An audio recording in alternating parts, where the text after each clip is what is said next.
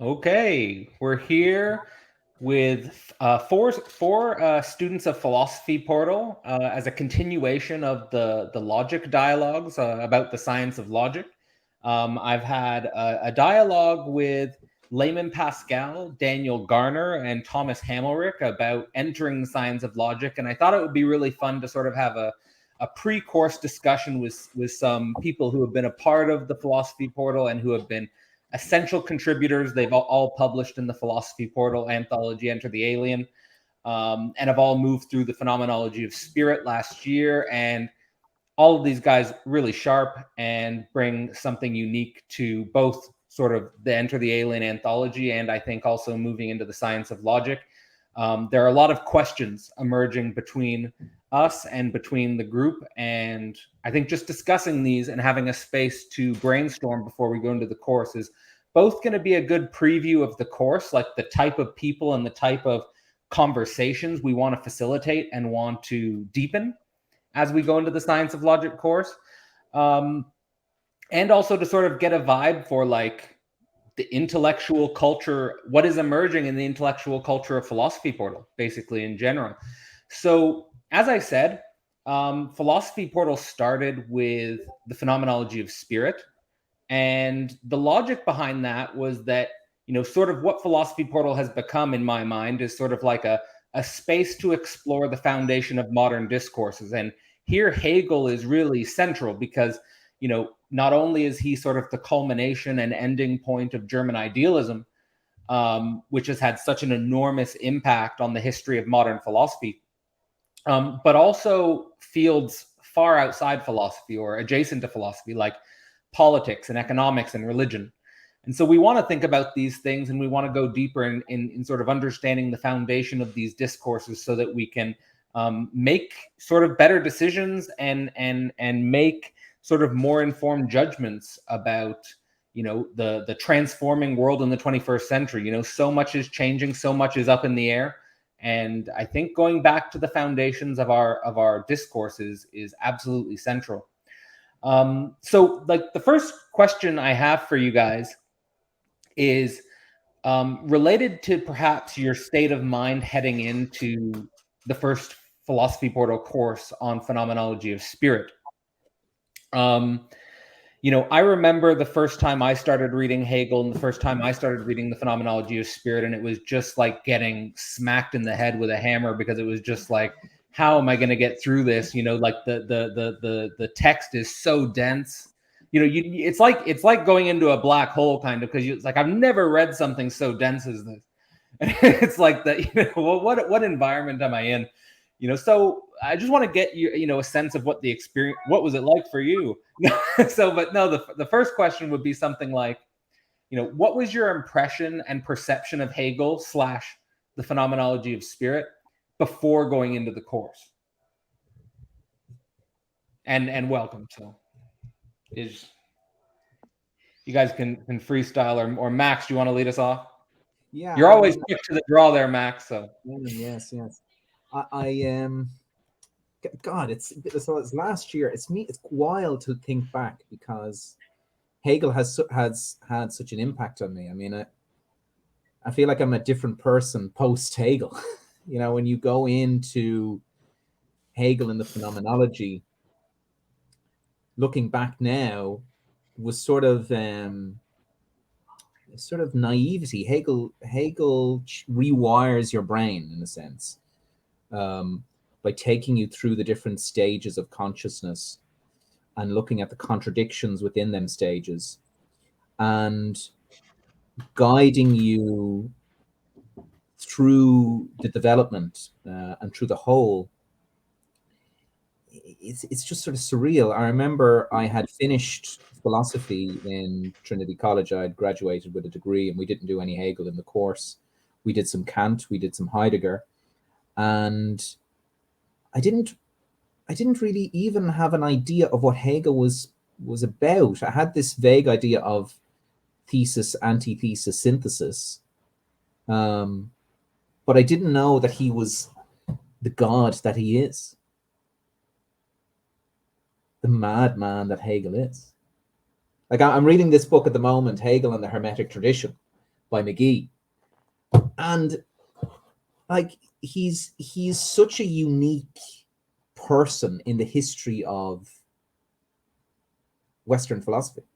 Like he's bringing Parmenides, Heraclitus, Plato, Buma, and mysticism in order for human consciousness to become closer to God. So yeah, it's just been a wild journey over the past year with Hegel. Quinn, do you want to jump in there? Yeah, absolutely. Well said, Max.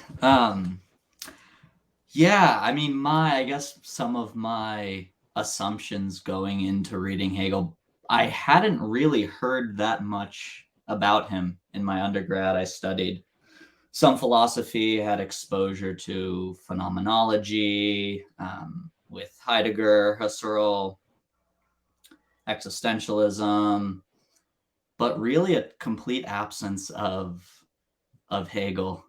And much like you point out, Cadell, with 20th century philosophy being somewhat structured by kind of a negation or denial of Hegel, I definitely encountered that in my undergrad, but saw so many people responding in some way, even if it was negatively, to Hegel.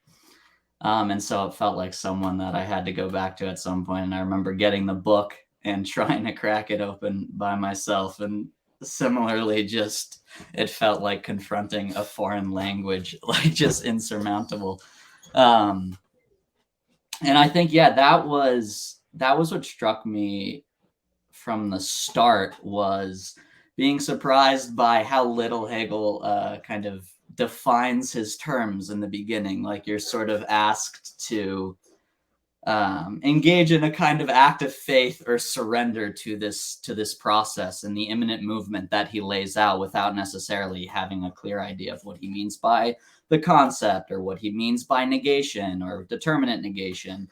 And not reading the preface, following your suggestion, it was like really going in kind of blind and having to fumble my way through, and having a certain faith that, okay, there is something of real intelligibility here, that if I can kind of strain and stay with the process, that there's something valuable in that. And so that, yeah, I guess it was initially a process of purging myself of presuppositions and preconceptions that I had, and kind of, I remember a certain point, I really did kind of approach it as if it was a foreign language, of saying, okay, I have particular associations with these terms, but clearly they're not really aiding me in understanding it. So let me just sort of sideline my own presuppositions and my own assumptions, and see what might Hegel mean by these terms in the context that he's using them, and kind of in the narrative structure that he's laying out. So yeah, I guess that was some initial thoughts going into it. And then, I mean, I guess I shared there, and then the process of beginning to kind of comprehend was incredibly exciting while reading him, of like happening upon those moments, and I'm like, oh, okay, it's starting to come together. And then suddenly the whole thing kind of, you start to get inside of the text. And once that happens, it's like Max said, it kind of does rewire everything. Hegel kind of draws a circle around you, and suddenly you can't see outside of the dialectic, and everything becomes seen through the eye of Hegel. Yeah.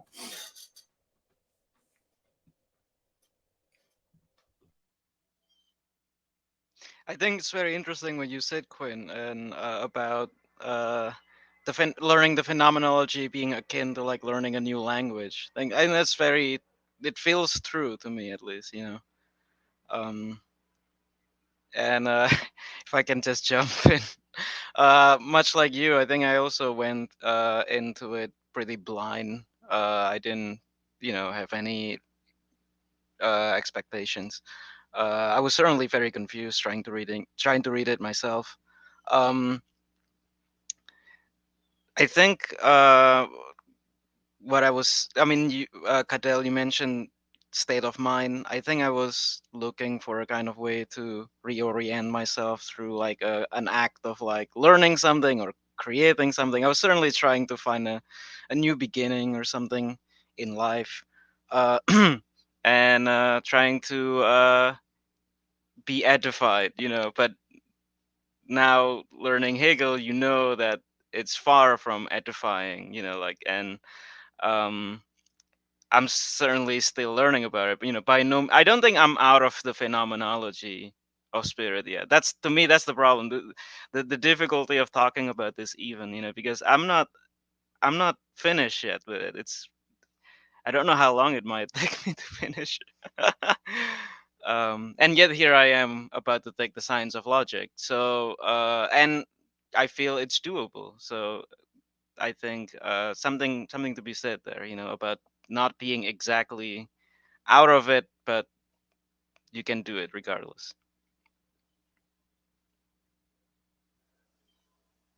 Well, I'm really grateful to hear, everyone else's story about this as well. I think I became aware of Hegel through Slavoj Žižek, and reading his books, listening to his lectures and stuff. That's really how I found Cadell and Philosophy Portal 2 was through that rabbit hole, I guess. And I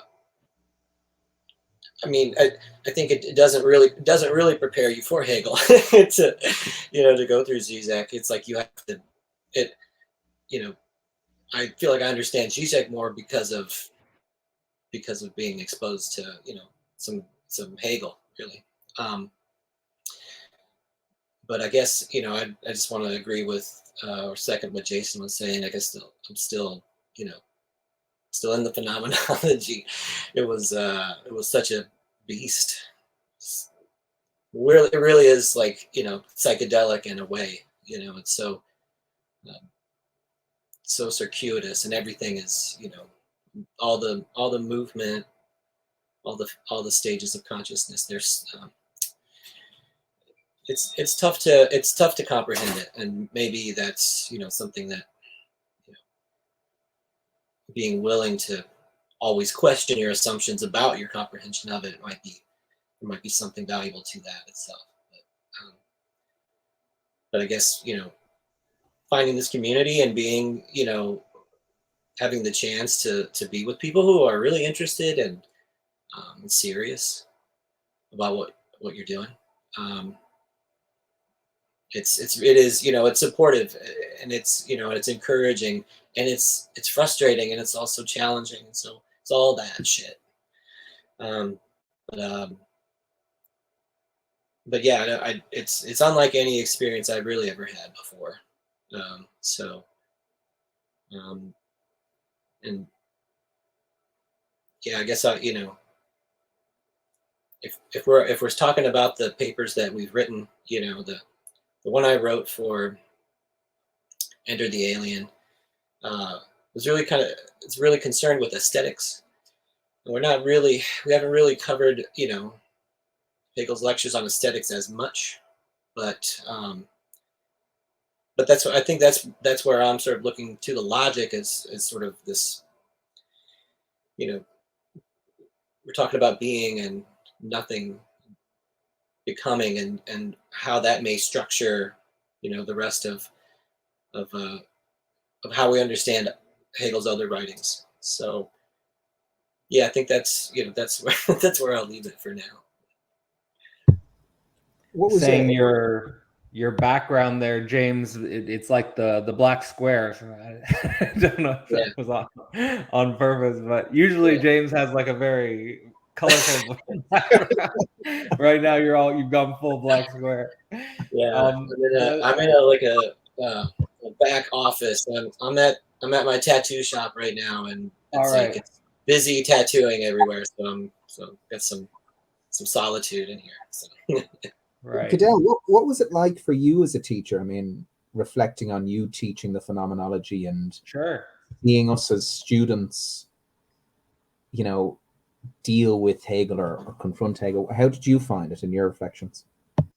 Yeah, you know what? You asked me a similar question, I think, at the end of the Phenomenology of Spirit course. And, I always feel like there's stages of learning, like there's sort of, there's like a period of like inspiration or admiration, like where you encounter someone, or usually you encounter someone, an older figure that you respect, that you recognize that he has a certain knowledge, like, like, for example, encountering someone like Zizek, or for me, when I was younger, encountering someone like Richard Dawkins was a similar feeling of just admiration, inspiration, someone who you can tell they've put in the work, you can tell they've mastered a craft, you can tell they have a very special knowledge that opens a new way of thought. And that was no different for me when I was first getting into this. And for me, it was Zizek, and my encounter with Zizek was basically that, like, I had the feeling, I had been through all the sciences, and I encounter Zizek, and I'm like, he has a way of thinking that is alien to me. Like, he has a way of thinking that I'm not sure how he's thinking the way he's thinking. That was my reaction.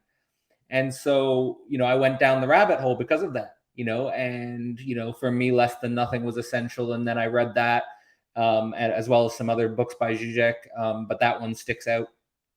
And then I was like, all right, I'm going to read. It's clear, I can see now after reading Less Than Nothing, the core materials that have inspired him. And it's more, I want to learn the method by which these great thinkers think.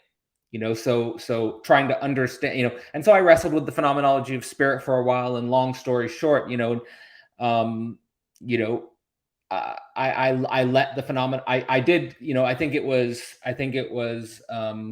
Quinn who said, I've got to sideline my presuppositions and just submit to this book. And that was very similar for me. I was just like, all right, I'm submitting. And it's just like, and that's the thing, is I noticed a lot of people who have an aversion to Hegel are not willing to do that. And fair enough. Like, I don't think everyone should do it. Like, I don't think everyone has to do it. But I think that is in some sense a precondition. And there is, in some sense, like, there is a movement towards like a more feminine type of consciousness where you submit and you get rid of your presuppositions, and you're no longer operating as if I have the phallus, like, I think so that was like sort of my move through the book.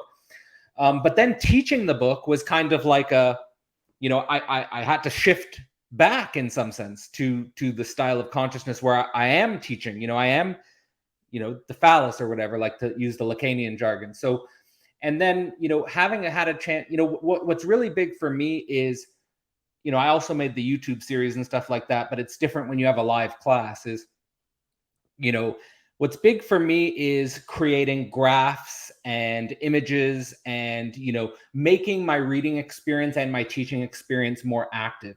And that's sort of where, that's for me, like, where, and I think this comes across in my Enter the Alien article, is that you start to take off the training wheels and you start to be able to make your own, you start to be able to engage in new types of speculative thinking. And I think that's really what has opened up for me, in general. And after teaching the course, is like, you're no longer just sort of like understanding the presuppositions of the book, but you are able to creatively work with these presuppositions, just like anyone else would in any subject. Like, once you've learned like the basis of evolutionary theory, then you can apply evolutionary theory and you can start to theorize with it. And it's very similar to that. And so like when people get too hung up on like sort of like, they don't like focus on, say, like one figure, like a Hegel or a Freud, what I always do is bring it to the method of thinking, because it's not really about the, Hegel and Freud, like, of course, essential thinkers, but the method of thought is really what we want to dive into and become acquainted with and start to use. And so that's teaching the courses help open that up for me even more, I would say. And so, like, I guess connected to that, like, just throwing it back, well, I mean, there's a few things I wanted to say about what each of you guys were saying, is like, again, just sort of emphasizing what Quinn was saying about entering it in sort of a submissive way. I think that's really important. I like what Max said about that Hegel rewires your brain, like Slavoj Žižek has the book Hegel and a Wired Brain, but like it's like Hegel rewires your brain. Like I do think it is kind of like a psychedelic, and that's, like psychedelics changed my brain and Hegel changed my brain. Like, so like I like this meme which has like your brain, your brain in a normal state, your brain on psychedelics and it's like hyperactive, and then your brain on Hegel and it's like exploding, like so it's like it's like a DMT trip. But it's and I think what that represents basically is sort of the the capacity to move into dialectical thought forms where you're able to more easily sort of come to a truth claim and then negate that truth claim, come to a truth claim and then negate that truth. You're more able to do this motion, and there's a sort of an opening there, which some people see as a closure, but we could go into that a little bit later.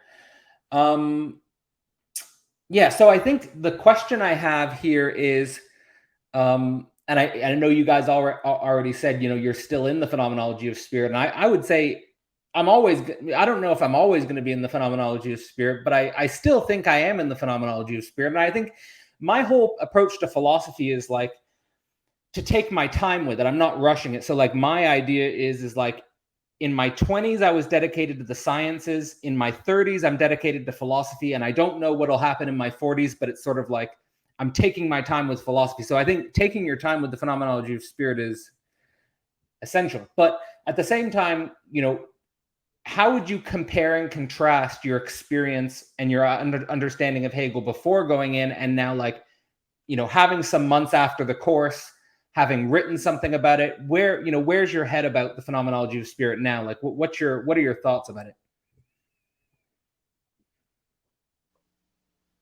I think for me, I had all sorts of crazy ideas about where this is going and so on. I had just learned about emergence and so forth, and there's certainly affinities that we can explore, but I had no clue where I was heading.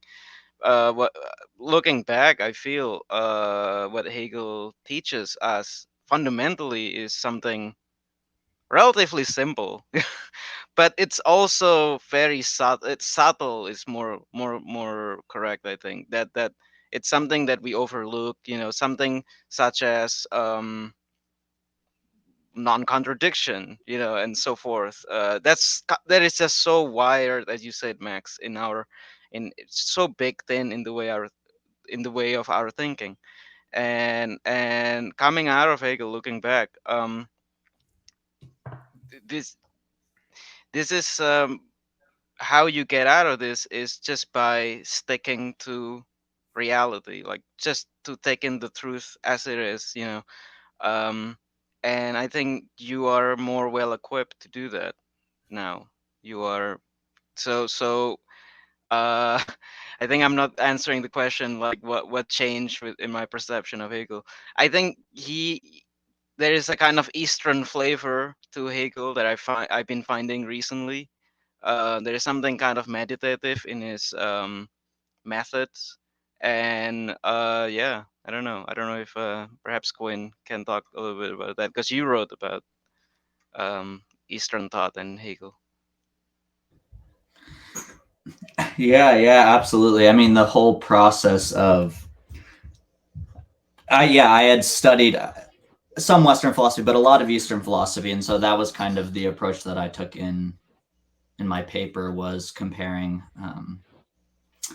a particular branch of Buddhist philosophy with Hegel and kind of looking at the underlying logic between the two. And that was, it allowed me, I think, to mediate like a large portion of my own intellectual history, and it felt like Hegel gave me the ability to kind of digest that in a new way, and the kind of the domains of thought that I feel like it has opened up is really thinking about the dialectic between something like mystical consciousness or speculative consciousness or speculative thought and the logic of the understanding or thought from the basis of what might be called ordinary, what Hegel calls ordinary consciousness. And perhaps one of the biggest transitions in my own life and thinking is putting a certain priority on the conceptual mediation of experience over a kind of affirmation of the immediate experience. I feel like for me, this has become what makes Hegel pretty singular as far as I can see, with especially the degree to which he's willing to incorporate mystical thinking, but then try and move to a speculative mode beyond it, or try and think a type of rationality that can think the mystical state and continues to mediate the mystical state. This to me, this to me has kind of shifted how I approach my own spiritual becoming. But I think, I'm sorry if you didn't. Go ahead. What's funny is that I just realized that maybe to me also the most shocking transition because I thought Hegel at the very, I had some historical understanding of like where Hegel is in the scheme of things, and this was just the guy who came before Marx essentially, and, and I had no idea that it could branch off to all of this, deeper, more personal, more universal things, it's or even mystical, that was certainly, I did not see that coming for sure. Yeah, I think the mystical is I feel like it's, I've heard it, the phenomenology called this, but it's like an initiation and a purification. And so, I think that's been, it's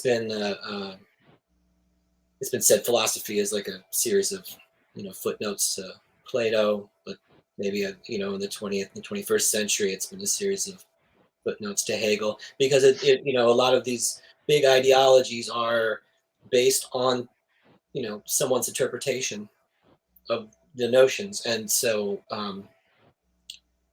left wing and right wing Hegelians, and that's where that's the sort of the world that we find ourselves in.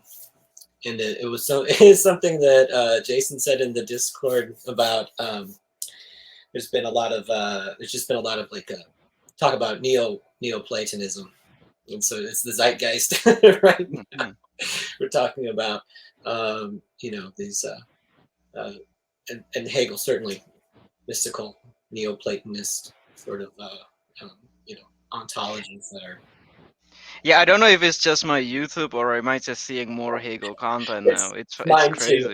Yeah, I feel like a lot of people are more not only open to Hegel, but open to like a more certainly esoteric, certainly weird, certainly out there kind of take on Hegel that is no longer just bound up with like the larger movement of Marxism, etc. Political philosophy. It's fascinating, really. Yeah, unironically, I do think there is a kind of zeitgeist now with not mysticism in general, but maybe Hegel as well. Yeah. So the question was, Cadell, was about how we're looking back at Hegel now. What was the question again that you were asking? Yeah, it was sort of like the first question was like, what was your impression going into the phenomenology of spirit or going into sort of studying Hegel, and now sort of looking back on having gone through the course, where's your head now with thinking about these same topics?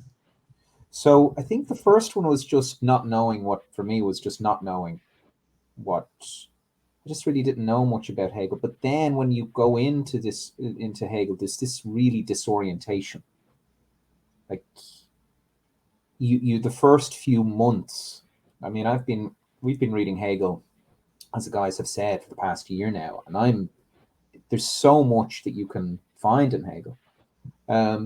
But now, like, I'm reading this book by McGee, Hegel and the Hermetic Tradition, and this is what you were saying, James. Like, he has a chapter here, Hegel's Initiation Rite, the Phenomenology of Spirit, and he talks about how Hegel was really inspired by Jakob Böhme and Meister Eckhart, and the whole pietism of his time had a massive influence on his philosophy. That Hegel was trying to bridge the sort of ineffable with the rational, and I think that I think that's one of the most important aspects for me with Hegel, that we as human beings need this. We need something beyond reason. Reason itself has to be, even Plato says this in the Symposium, has to be sort of supplemented with a divine eros, with a divine love. And going through Hegel now and seeing this aspect of Hegel, and understanding Hegel's system, has given me a greater patience, a greater capacity to deal with contradiction, to deal with conflict in life. It's not just like, which I felt previously when I was in an argument with somebody, either philosophical or any other side, that it was me, I was the argument. But now I'm no longer as attached to the argument as I once was before.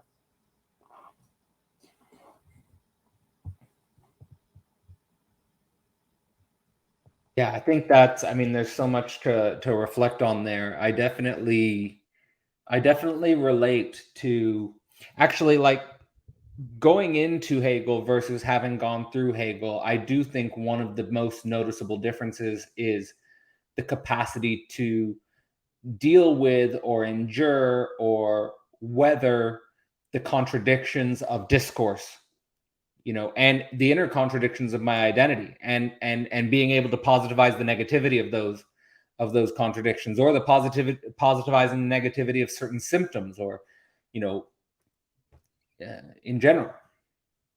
And I don't know, out of all the things you guys were saying there, one of the things that really stuck out to me was James sort of saying, it's true that Whitehead said all of philosophy is a footnote on Plato, but it really does seem to be that most of modern philosophy is a footnote to Hegel. And I think that we're going to see this a lot in the science of logic, is that it's interesting to study the way Hegel relates to both Plato and Aristotle. But for me, I always pay attention especially to what he says about Plato. And it seems like it's really, even though he's updating sort of and this is maybe going too far afield into the logic itself, but even though he's sort of trying to update Aristotelian logic, at least from my reading of both the beginning of the book and the end of the book, he really has his eyes set on still the idea, like I don't want to say the Platonic idea, because it's not really the Platonic idea the way Plato thinks about it, but it's still,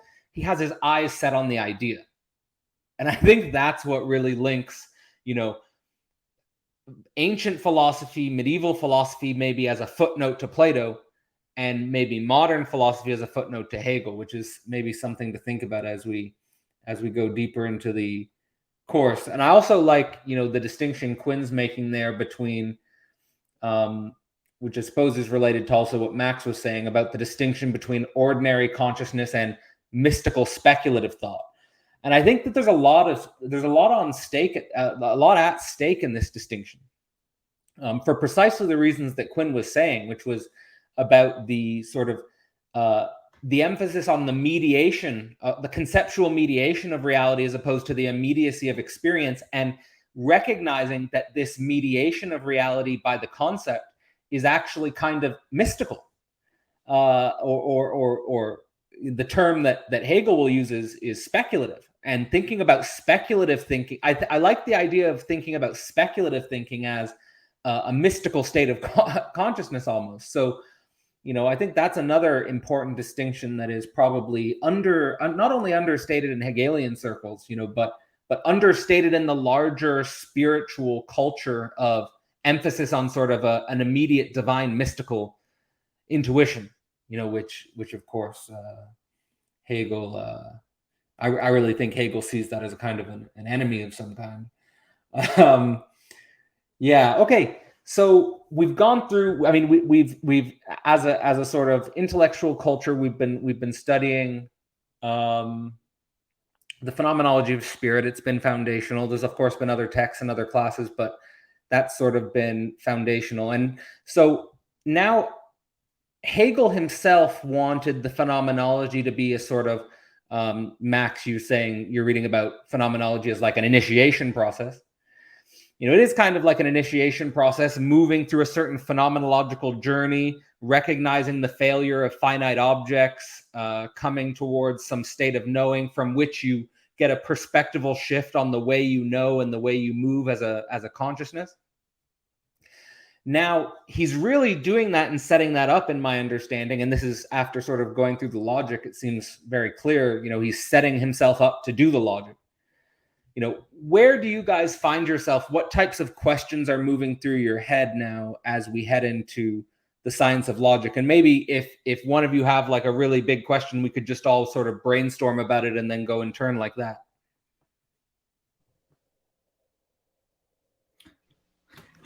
I could jump in here because I mean I haven't gone into the logic yet, so some of these questions are kind of reflecting on what are the takeaways from the phenomenology and paying particular attention to maybe the distinction between phenomenology and logic, and if the phenomenology is something like a process of initiation, as Max points out, like what should we meditate and reflect on from the phenomenology in preparation? And why does Hegel see the phenomenology as sort of a necessity to set the ground of science?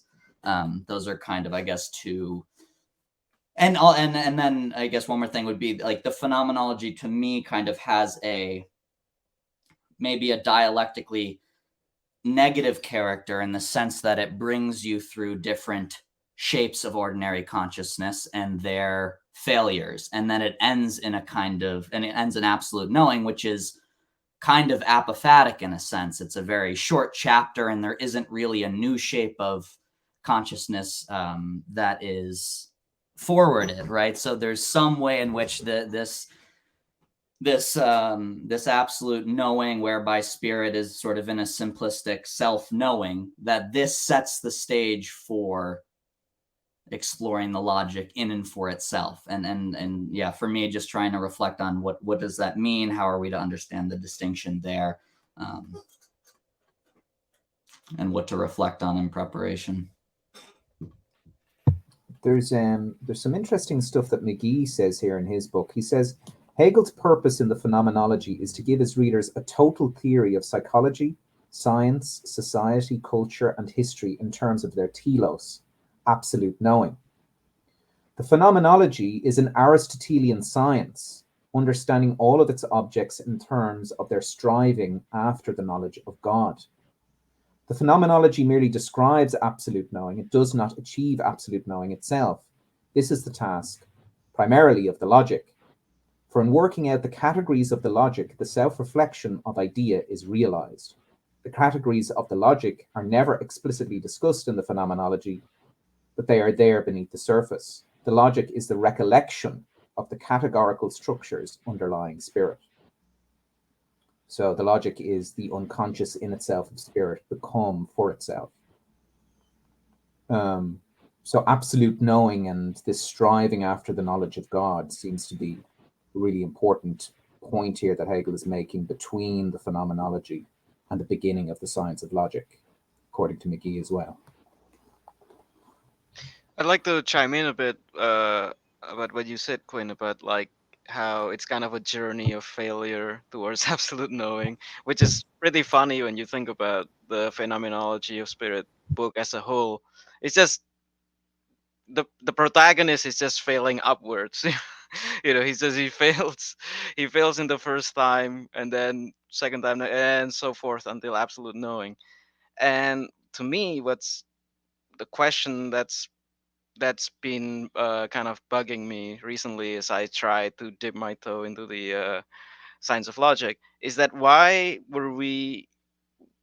did we fail in the first place? Like why was there a separation between the object and consciousness in the first place?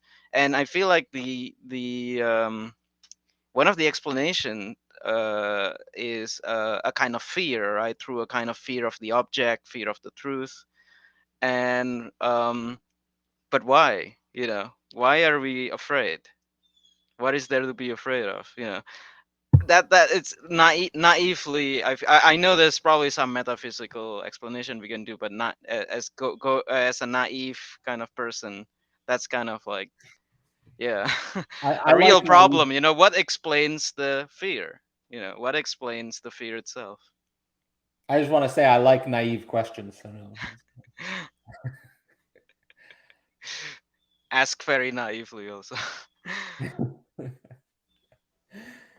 No, I like this. I like this idea of fail, like that the phenomenology is a failing upwards. And one of the taglines on my email when I was a few years ago for a while was die again, die better. Yeah. So you get this idea of a failure, but it's a progressive failure, and that's something that's very Hegelian. But why this distinction between Quinn's asking, why this distinction between phenomenology and logic? And I think it's I think Max's description is pretty good here, like where he's sort of saying the phenomenology is a knowledge always in a mode of striving. Like it's always striving after an object. There's always a gap. There's always a minimal difference between you and the object. And that sort of brings, now we could go back to Jason's, why was there a failure in the beginning question, but accepting that we have this failure and there's always this striving, towards an object. There's always a difference between your actual state and the ideal state. And that's where the telos is, and absolute knowing is a type of reconciliation of this. Yeah. And there have been people who have said, I've heard different people say that Hegel's reconciliation of our striving and the gap is too easy and stuff like that. But Max is like, oh my goodness, even harder. He literally has the term, right? The path of despair. Right. Yeah. It's playing language games. They're off with Wittgenstein. They're not actually, living it in the body, as Nietzsche would say. Right. At the beginning of the chapter on the absolute idea and the logic, which is the final chapter, the first paragraph is just so good. And he says, here, I'll just read it quickly. He's talking about the absolute idea. He says, all the rest, everything that's not the absolute idea, is error, confusion, opinion, striving, arbitrariness, and transitoriness. The absolute idea alone is being, imperishable life, self-knowing truth, and is all truth. So just this idea, everything that isn't the absolute idea is error, confusion, opinion, striving, arbitrariness, transitoriness. So that's the phenomenology. The phenomenology is taking you through all of that and trying to bring you to what really is the idea. And like, at least in my sort of understanding of both Hegelian thought and sort of my own thought in some sense, is this really important difference between the idea and representation.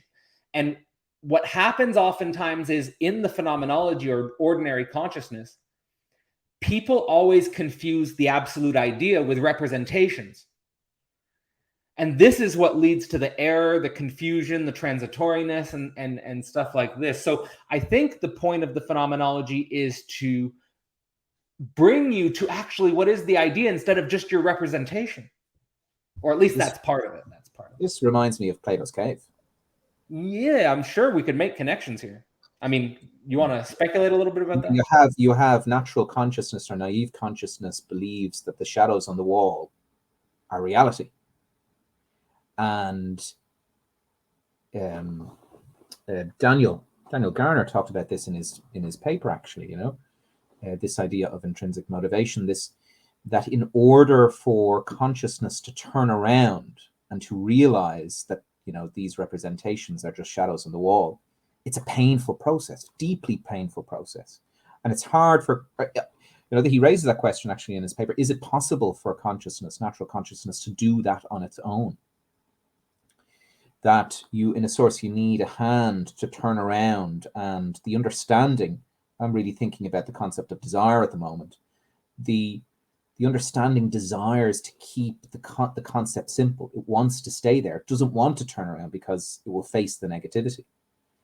But then it faces around, and slowly, progressively, if it's lucky, it goes up to Plato's idea and reaches enlightenment, which is, I'm forgetting the name of the scholar that I was using in my Kant and Hegel paper, but he makes the same connection that Hegel's phenomenology is basically a sort of historical working through of Plato's cave analogy.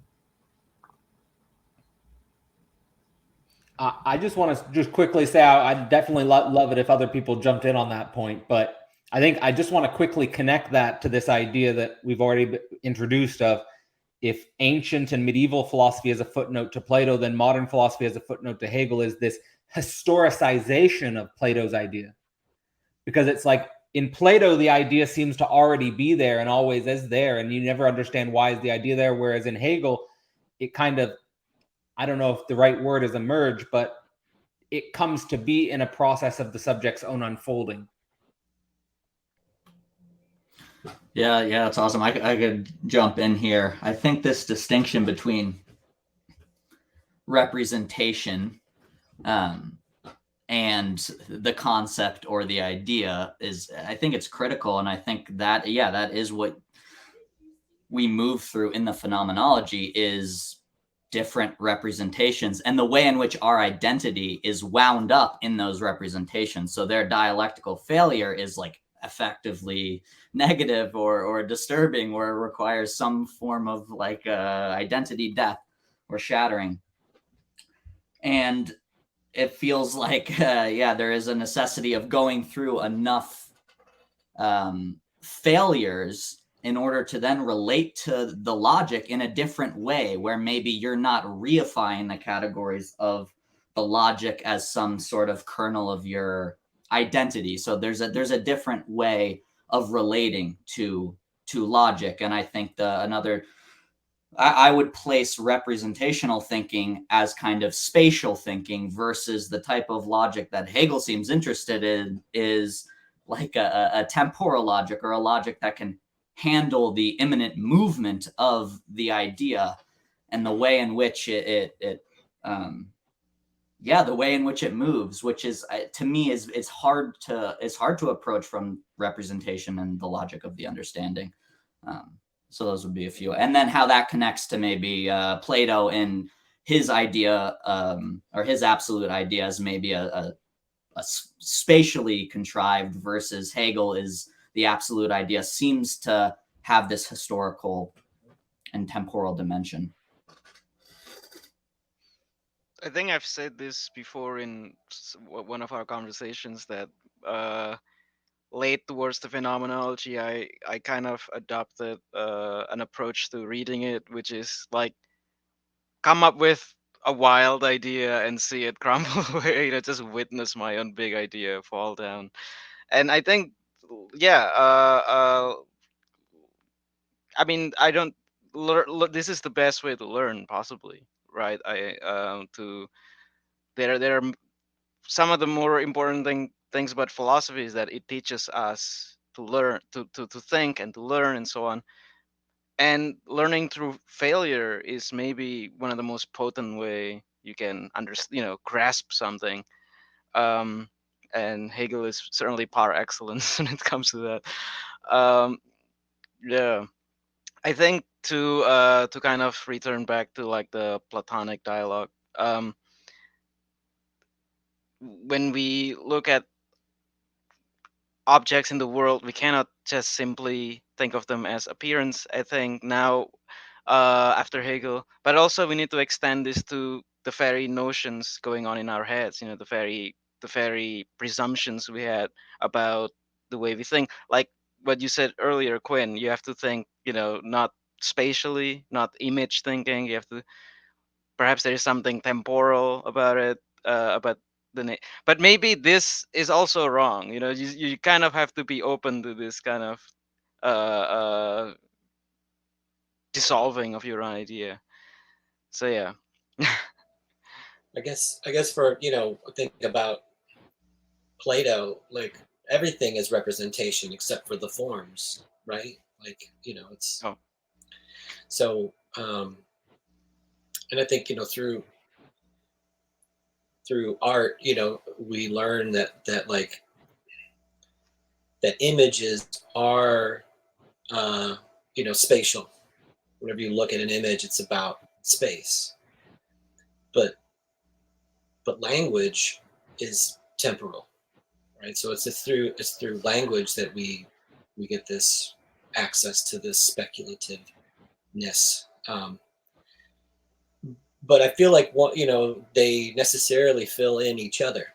If you have language, start we think in pictures, we think in representations, but the only way we can the only way we can think too is through language. So if you have an image, you start filling it in with language, and if you have words, you start filling it in with images, and we're trying to cover up those gaps and the impossibility of ever understanding because we're alien to ourselves. We don't even understand ourselves.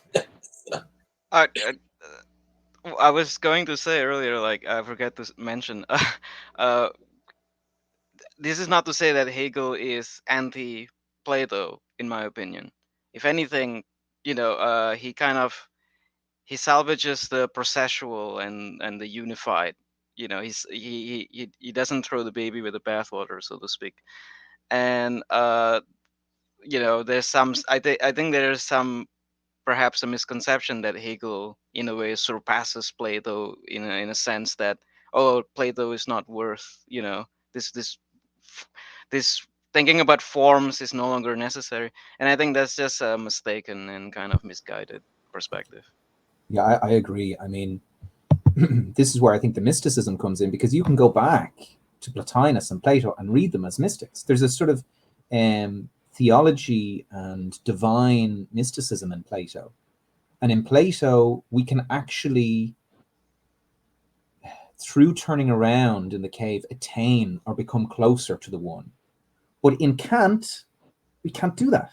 We're always going to be cut off. And is sort of Hegel bringing back this sort of mysticism, or being in contact with Meister Eckhart and with Buma? We can actually, through Hegel, be in contact with God, be in contact with the one.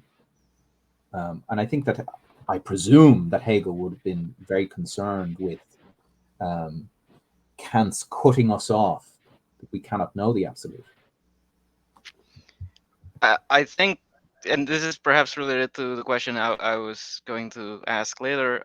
This is the separation between the truth and, let's say, the structures of truth, and something like modern philosophy, which is to say Kantian philosophy. They they do not see that the structures of truth is in a way united, and in any way united to truth as a, and in itself, let's say, that the only thing you can speak of is just the structures of truth. That's the only thing you have.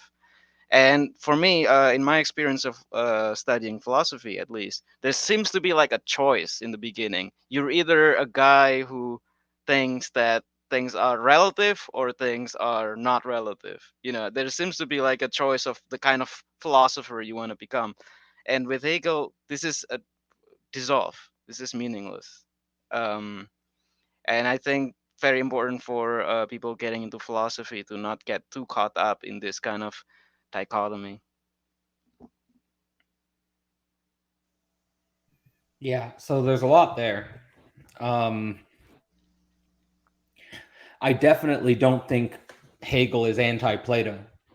I think I mentioned this in a talk with Daniel Garner, but the way in which Hegel both treats Plato and Aristotle, I think, is that they were fit for their time, but now the time has changed so much, and the historical condition has changed so much. We need to more repeat their gesture for our time. I think is the way Hegel's approaching the situation.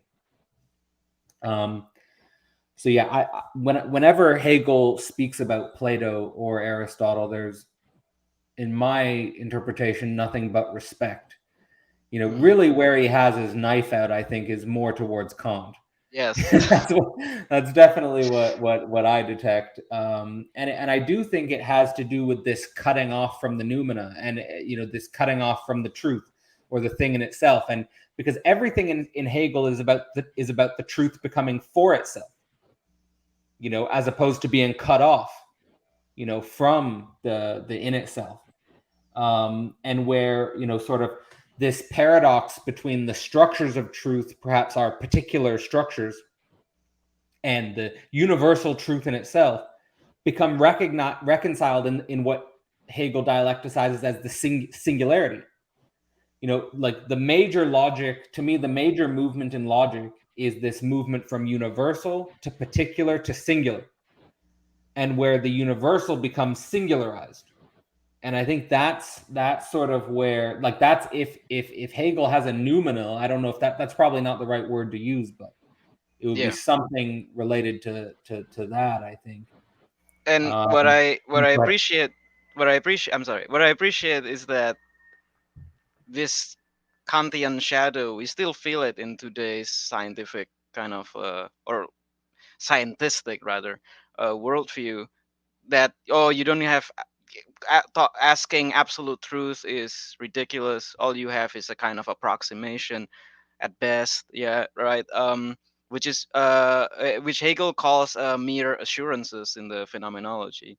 um, and it just lacks a philosophical depth, and it's very interesting to hear philosophers say this when what they're discussing is essentially something that requires like empirical evidence and so on. It's not philosophical. There's nothing, there's no despair in there, so to speak. yeah, it's thinking that's still linked to the senses and looking for Yeah, empirical data in the senses as opposed to the idea in itself. right.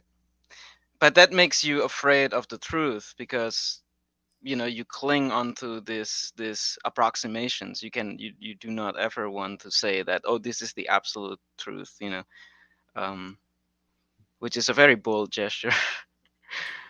And it really is, and I feel like that ties back to James's original question of like, what does it mean to have a presuppositionless philosophy, and what might be the baseline supposition that Hegel is asking us to engage in? And it feels like it's something like the absolute can be known, and even the mind Yeah. of, like, that's how bold he is, right? He's saying no, that we have to at least kind of wager that possibility. Like, that feels to me like maybe the grounding presupposition is I like, think it's why else even do it? Like, why yeah. else even embark on the phenomenology? I think what you said is very interesting. When you think about it like that, what I think, in my opinion, what Hegel asks us to remove is the presupposition that we can never get to the absolute. Like that, in and of itself, is, I think, something people naturally presuppose. That that you can only get to relative truth. Let's say at the bottom of it. And I think the presuppositionless philosophy is a very interesting endeavor. Um, yeah, what is the baseline in Hegel? In my view, is that we must presuppose in the first place, and that this very thing. And I see you shaking your head, Max. I would love to see what you have to say about this. But I think is Hegel is saying that you cannot do but presuppose. So you presuppose and see where that goes, and then so on. Go ahead. Did you want to jump in, Max? So let me I want to make sure that what you're saying I have correct in my head. So Yes. you can agree with me or disagree. Are you Sure. saying that Hegel is serious when he says we can have no presuppositions? Or are you saying that that's impossible to do and there has to be some sort of presupposition in order to get Hegel's No, I'm saying that the presuppositions they're there to be removed, is what I'm saying. Yes. So it's the removal of such, but we cannot not, like, we're always in it, right? That's the thing. We're Well, always in. Yeah. This is an interesting thing because I was listening to Hulgate's lecture on the science of logic, and he was talking what Richard Winfield, I who's don't know who another those people are. on Hegel's method, and Yeah. Hulgate and Winfield were saying that what Hegel is trying to do is, instead of coming in with a presupposition to do philosophy, we should think of doing philosophy with enabling conditions. So your relation to the supposition is different. Of course, if you want to do philosophy, you have to have language. There has to be this idea of communication. And this is something that I want to investigate, and maybe we could do it together, where what is the difference between a presupposition or a supposition and what Hulgate and Winfield are saying are enabling conditions? I think it's the related to same thing. axiom. Mm. Right. Like in the science of logic, Hegel sort of is critical of people who think they're thinking when they start from an axiom, which would be the equivalent of starting from a presupposition. It's like So you put an axiom, say, over the gap, and then you reason from that axiom, then you build a system out of that axiom. But because you put an axiom over the gap, you're never really there. Yeah. You're never really thinking. You're just proving the axiom. You're not. Yeah. Yeah. It's a leap of faith in that sense, isn't it? You're just or arbitrary postulation. Well, the axiom is sort of like a contingent objectivity that people are treating as an absolute objectivity. Right. Yes, exactly. And it's like you put it's like, let's take, for example, the difference between Isaac Newton and Stephen Wolfram for a second. Stephen Wolfram's a modern computer scientist who wrote a book called A New Kind of Science. It's kind of like Isaac Newton has a certain axiomatic presupposition about space and time. From that axiomatic presupposition, you can go to the moon. Right. From that axiomatic presupposition, you can build sort of certain technological infrastructure. Yes, it works. But what Stephen Wolfram's sort of more asking in The New Kind of Science is, what is the space of possible mathematics, or what is the space of possible physics? Wow. Right? Which is asking the question before the axiom. Right.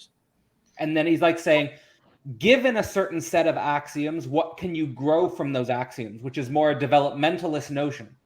Wow. I think this is exactly Hegel's endeavor, at least in the introduction of the science of logic, that he observed that it is not the business of science to come up with the scientific method, let's say.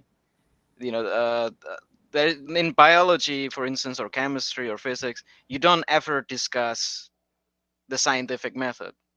That's not, or you don't come up with it, or it's not really something, or you have to like go towards philosophy, which is its correct place. But there is a divorce between science and its methodology. I think it's coming to be, so to speak. Yeah, I think like what we need to, at least this is what I tried to articulate in a book that should be coming out this next year called Systems and Subjects. I sort of emphasize that when it comes to the foundation of science, let's say like a Newton or a Descartes, when these guys are publishing their work, they're presenting themselves as natural philosophers. Right.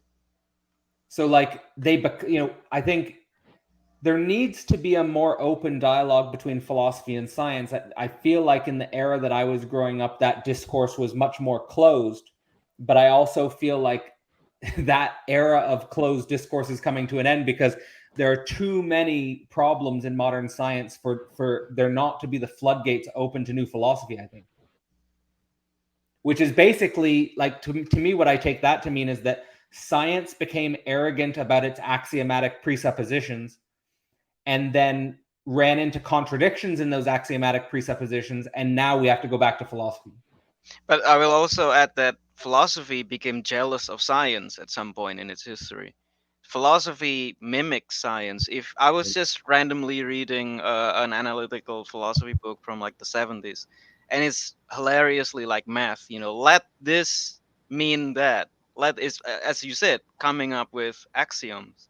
And what went through my mind is like, man, this is just the opposite of what Hegel is saying. Like, this is this is exactly the type of stuff that he tells us not to do, and they're doing it right there.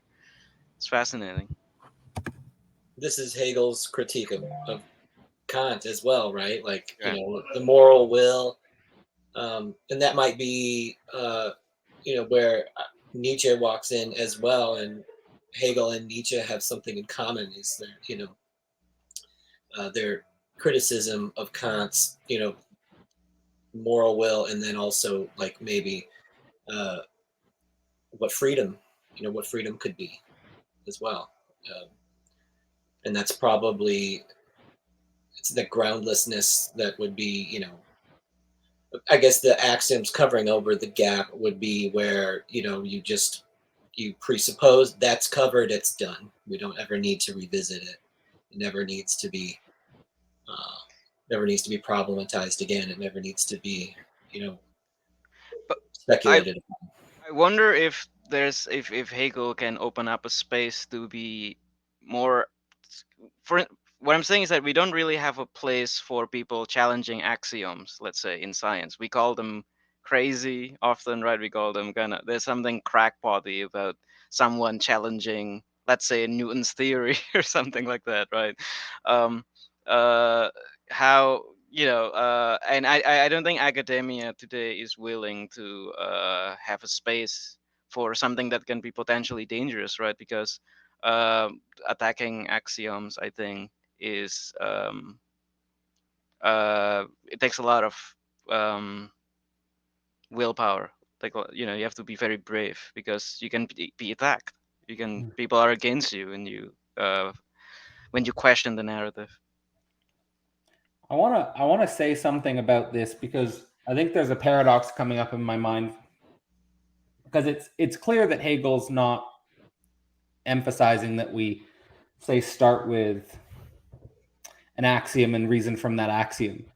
But at the same time, he does emphasize, and this is sort of a part of his, I think, inclusion in the Kantian tradition, is that he does emphasize the importance of the synthetic a priori. Yeah.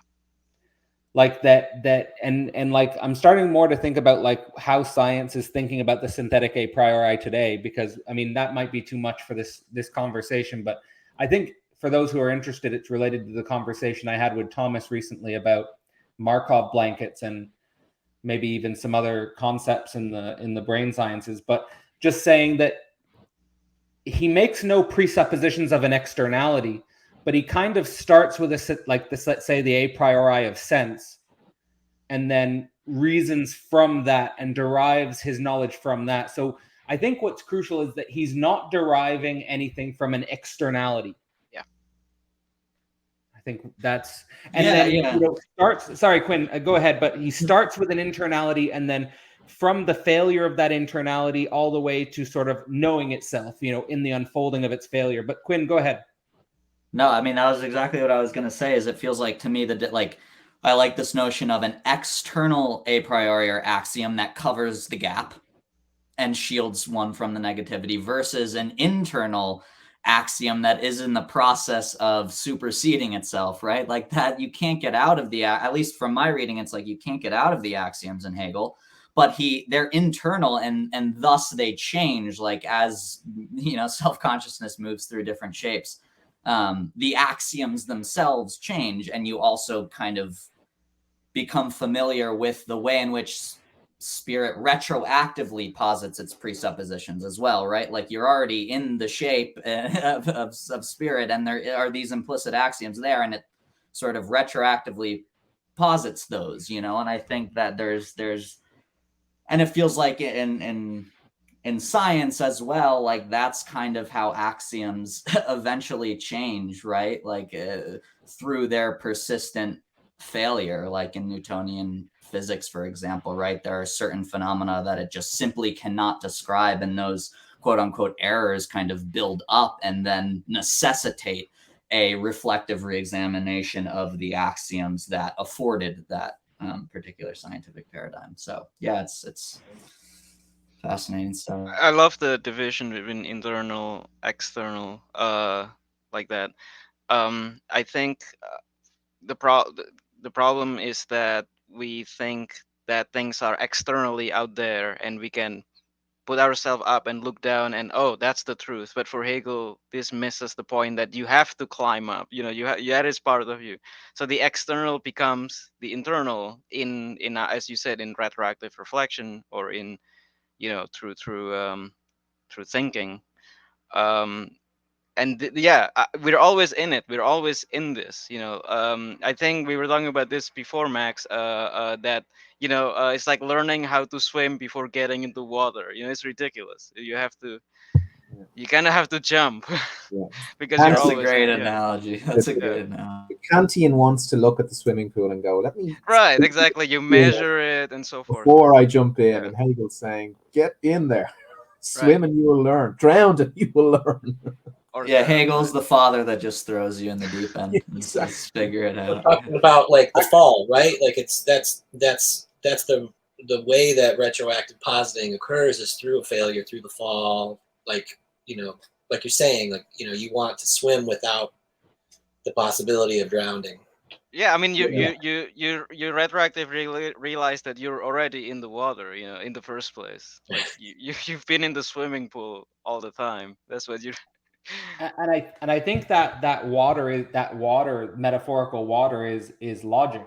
You know, Mhm. the point that Hegel makes in the Science of Logic related to this awesome metaphor of the Kantian wants to measure the swimming pool and understand it without getting wet.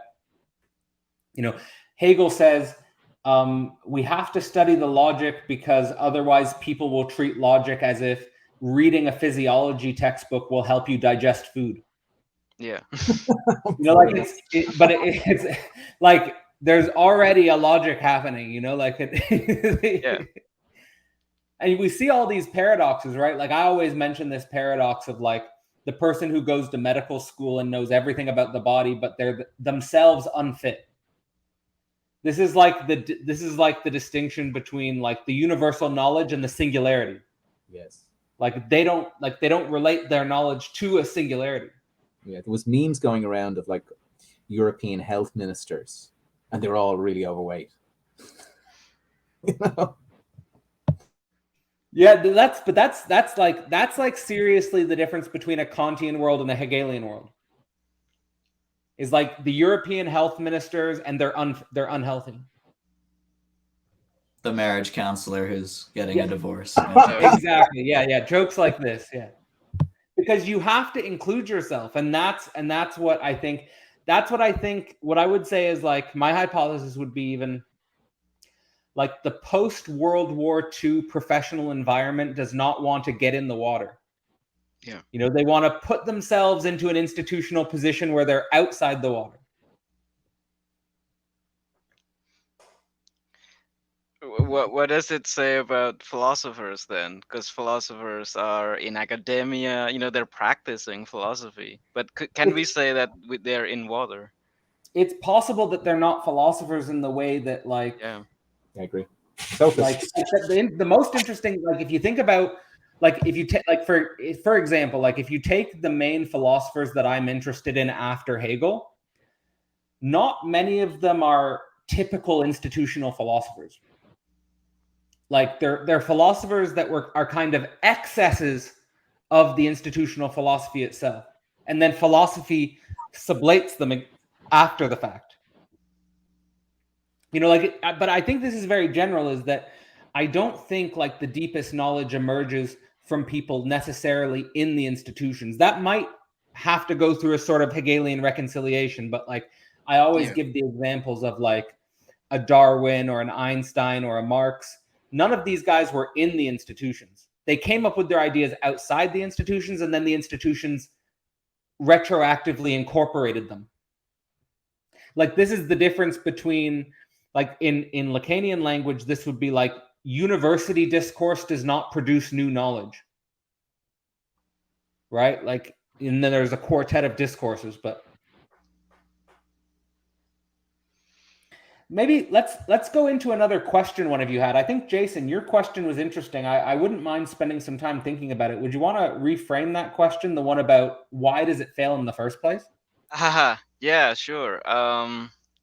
Well, I think there's always, as you earlier we connected it to desire, right? You kind of strive for the object, you kind of want the object, but at the same time there's a minimal failure that is necessarily there.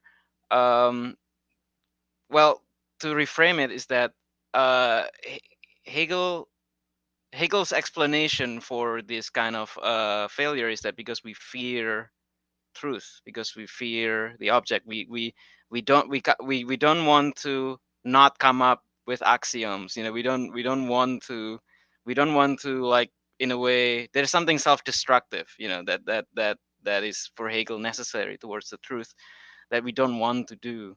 And I'm just I wonder why this is so. Like, is it just fear, or is there something more um interesting metaphysically going on? Well, I say would, it's fear, but there's yeah. certainly a repulsion, let's say. I think Hegel agrees with you. I'll let you, Max, you go, but I know that Hegel says explicitly about Kant that the whole problem of this Yeah. separation is about a fear of self-reflection. And I think what's crucial to focus on here, and I'm going to try and bring this out when I teach the course, but in the transition from being to essence, you know, Hegel deals with reflective shine. And I think that I don't, you know, I don't know for sure, but I'm pretty sure Hegel would say that Kant never really goes from being to essence, you know, because that's like metaphorically doesn't want to go in the waters itself, so to speak. But Max, did you want to respond to that? Yeah, I mean, this is something I'm really thinking about desire at the moment, and developing this structure of desire. And my idea of this idea of failure comes from the visions that we have of ourselves, or the goals that we have. So you have a vision, you want to become, let's say, for instance, a wealthy man. You have a desire for that vision, and then you mobilize techniques in order to get to that vision. But the issue is between your vision and where you are at the moment. And if you are incompetent in mobilizing the right techniques in order to attain that vision, it's like that vision is on the one hand a goal, but a judgment of who you are. So you will judge yourself by that vision, and if you don't attain it, it will be a failure. Does that make sense? Would you repeat I that would last just part? add that even Oh, sorry.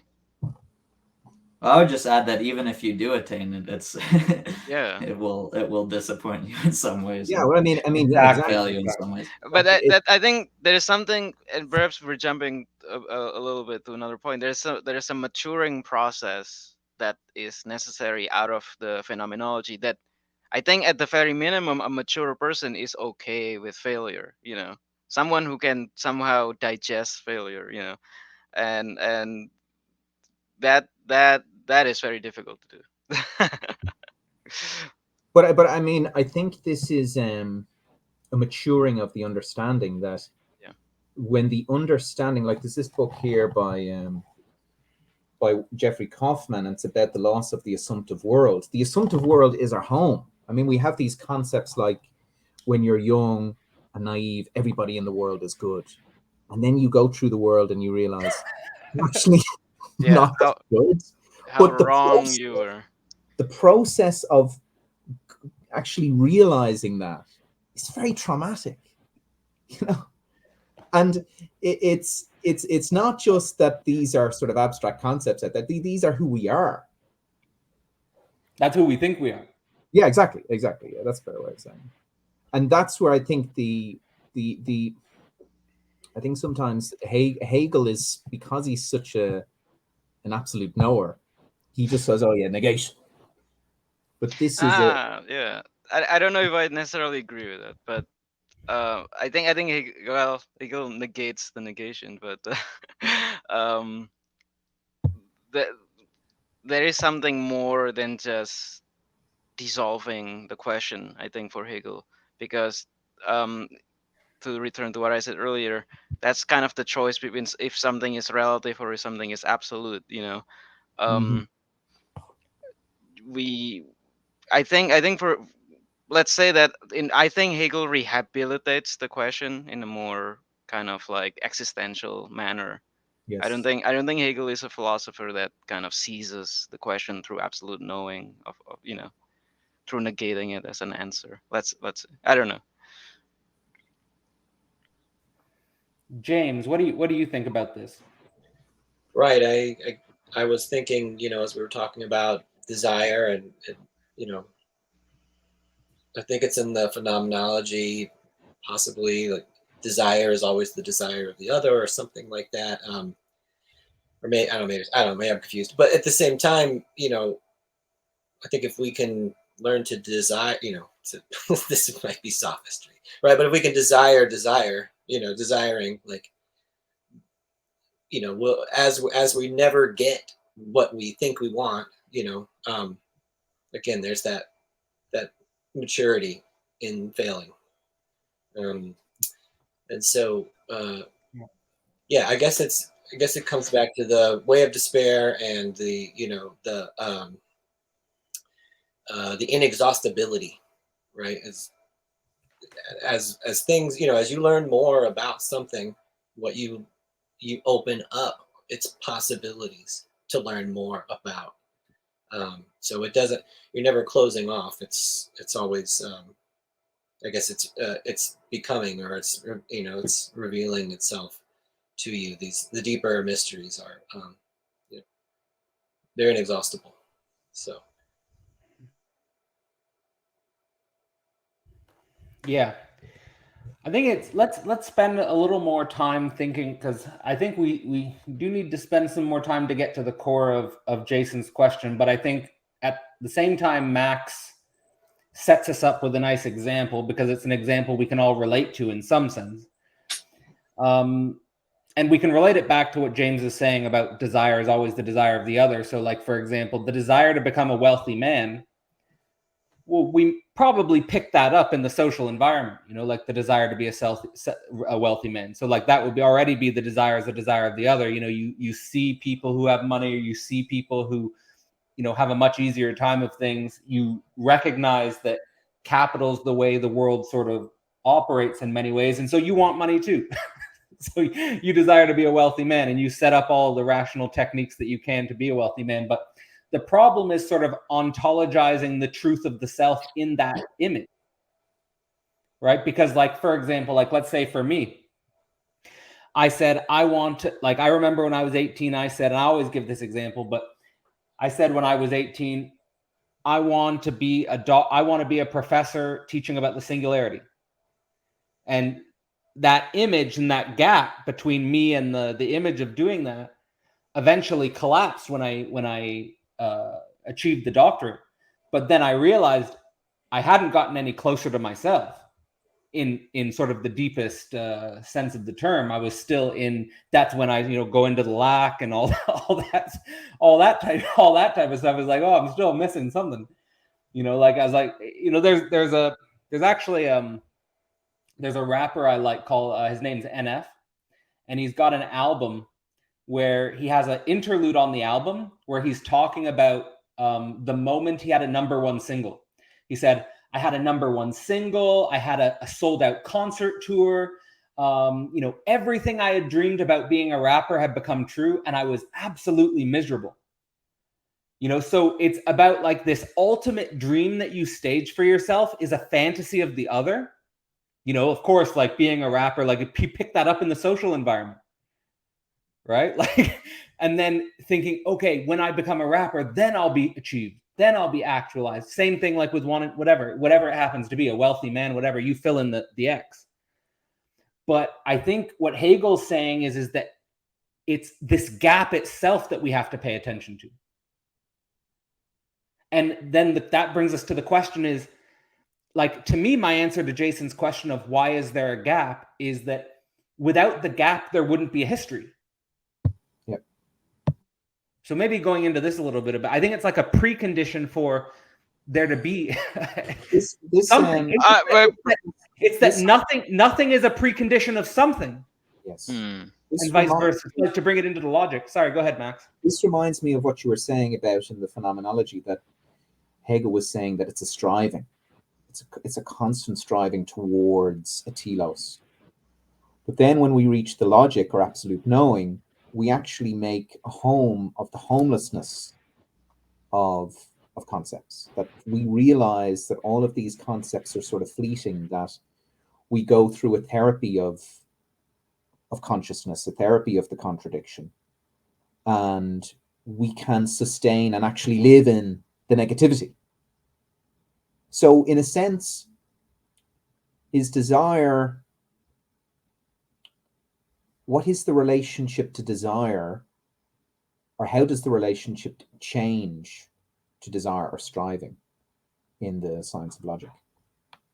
Well, I know, just quick, I want to say, because this is really important, because to me, this is the central distinction in Less Than Nothing, which I covered, Zizek's Less Than Nothing, is, to me, the core of, or at least one, it's hard to pin down what the actual core of Less Than Nothing is, but one of the most important things in Less Than Nothing is the transition between desire and drive. Is that at a certain moment, desire becomes drive, and the difference between the two is that desire always wants the object that it doesn't have, and drive enjoys the loss itself. And you have to train yourself with this. Like, this is one of the things I was doing when I was fasting, was that usually we get an enjoyment from eating, but you can actually enjoy not eating. Like, I think this is an interesting thing also with sexuality. Like, usually people think they want a perfect sexual object, like a perfect sexual other, but you can actually enjoy not having the sexual other. And of course, this is a way in which being comes up, or nothing comes up in being, and being comes up in nothing, and stuff like this. But I think when you really, so like ultimately, when you get to the level of a determinate being or becoming, it's kind of like you can have the object or not. Like, you could eat or not eat. You could have sex or not have sex. Like, Osho made a joke about this one time. He was saying, like, people who meditate, but they're abstinent, he says the sex is stronger than their meditation, because they can't have sex, because if they had sex, it would disturb their meditation. But he said, I could have sex. It's not a big deal. My meditation is stronger than the sex. So this type of thing. There's like an enjoyment of the oscillation, and I think the oscillation of becoming, and I think here the practices of like renunciation, kind of corresponding to Hegel's category of nothing, and then kind of like a pure hedonism as a kind of pure immersion in immediate being, right? And that both of these are kind of failures to reconcile this problem of desire or the pure drive, and that somehow the state of becoming that enjoys the almost the attachment and the loss, right? It's there's like there's just the whole oscillation. One finds an enjoyment in it without maybe attaching or falling prey to either of the poles. I'm sorry. No, you go on, Jason. Okay. I'd like to maybe connect it to what I said in the very beginning, that increasingly I'm finding Hegel to kind of have like this Eastern kind of flavoring to him. Do you think Cadell or anyone, or Quinn or James or Max, Do you think that there is something meditative about Hegel? Do you think there is something kind of Zen-like about his approach? I'll just make a quick comment here before we go into the Zen aspect. In the Republic, at the very start of the Republic, before I think Socrates starts talking to Thrasymachus, Socrates is talking to the older folks about desire and sex, and the older folks say, "I'm so glad I'm old now. I'm rid of that mania, that beast that just took me over when I was young." I will never have sex again. but this is exactly what we've been talking about here. That with Hegel and this reflection, this self-consciousness, there's a sort of maturity of desire. And Nietzsche also says this in Zarathustra, where you're trying to harmonize your desires and know your virtues. And we see this in Plato and Aristotle, that they're trying to reach harmony. I mean, and I do think that you get that in the East as well. That I don't know much about East Quinn. You know much more about it than me and Cadell. I'm sure you can fill us in. But that are we trying to transcend desire in Eastern philosophy?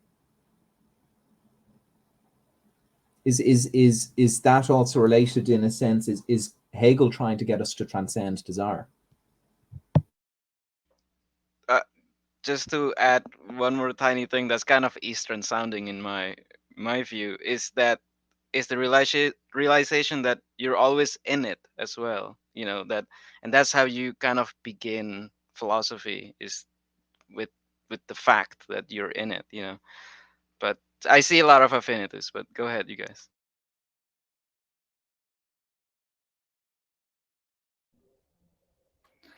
I mean, it's a big question, Max, right? I mean, I think a lot of the maybe more sutric Eastern traditions would prioritize a kind of renunciation as a way to escape the problem of desire, right? But as Cadell points out with Osho, right, it's sort of the desire is still a problem. It's it's still a disturbance. It's an alien other that you don't want to confront, and then there's the distinction between, right, the tantric paths, which kind of go into desire and the intensities of those vital energies, to also I think fundamentally it's just it's exploring one's relationship to desire. And I think what Hegel offers, or I guess Zizek, in this switch from desire to pure drive, is a different type of reconciliation that can't so easily be mapped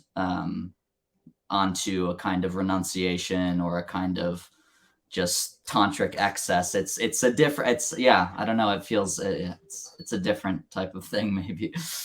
I think I've got a formula for it, which is that in Buddhism, there's the axiom of desire is the cause of suffering. So you want to get rid of desire.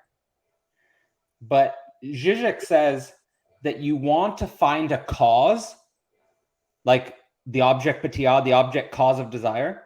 You want to find a cause which elevates you above your petty desires and suffering.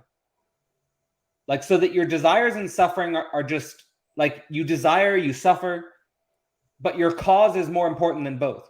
Like, so for example, like, let's say Philosophy Portal is my cause. Like, it's why I get up in the morning. I get up, I try to organize Philosophy Portal, and I believe it's something worth doing in the world. And because of doing that, I'm going to have desires and I'm going to suffer. But the cause is more important than both. Nietzsche says that again. Yeah, you can have the biggest why, and then you can suffer all you need.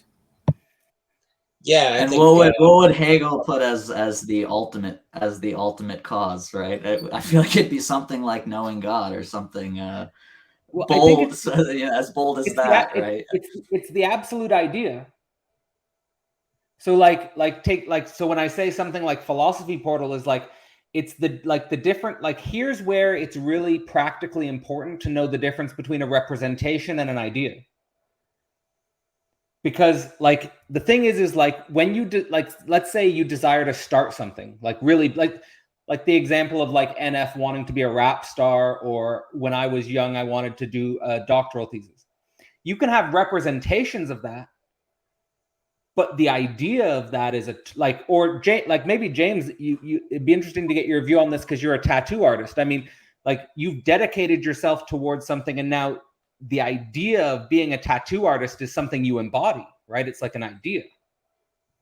Right. I think, as we were talking about it, I was thinking about Girard and, a mimetic desire. And so, there's this usefulness to it about, giving direction, to these, to this drive. But just to sort of, to echo back what you've said about, sort of the anticlimactic quality to getting what it is you thought you wanted so badly. When I like at my very last art show during my master's degree, it was like I'd worked so hard to paint all these paintings, and and like they were up in the museum, and it was everything. I was so miserable, it was like this is it, and so I think it's again, there has to be this, there has to be this cause that will enable you to sort of get over, losing, suffering through your desires, And so, right, like your question, yeah, I tattoo, and there's a certain level of you're never going to achieve, like it's never finished. The work is never finished, right? You could win all kinds of accolades, and you could become, recognized by your peers as,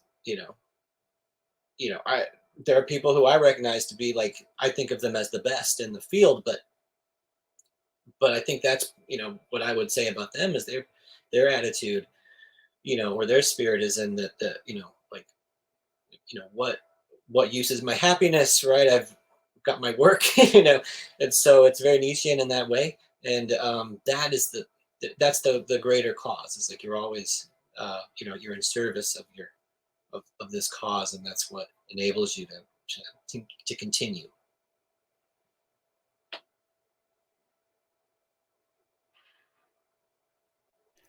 I think we've already approached some interesting and important questions about the logic, or at least things that we might want to speculate about in the logic. Is there anything else that's coming to mind? Like the one question that's coming to my mind that might be interesting to explore at this moment is Max's question about being and the concept. Would you want to frame that question for us, Max? Yeah, I mean, I don't know much about being in the concept and the logic. I mean, it's sort of whispering to me now as we have this conversation. But being and the concept, I was just searching through the science of logic, and it's the most mentioned terms in the logic from just searching it.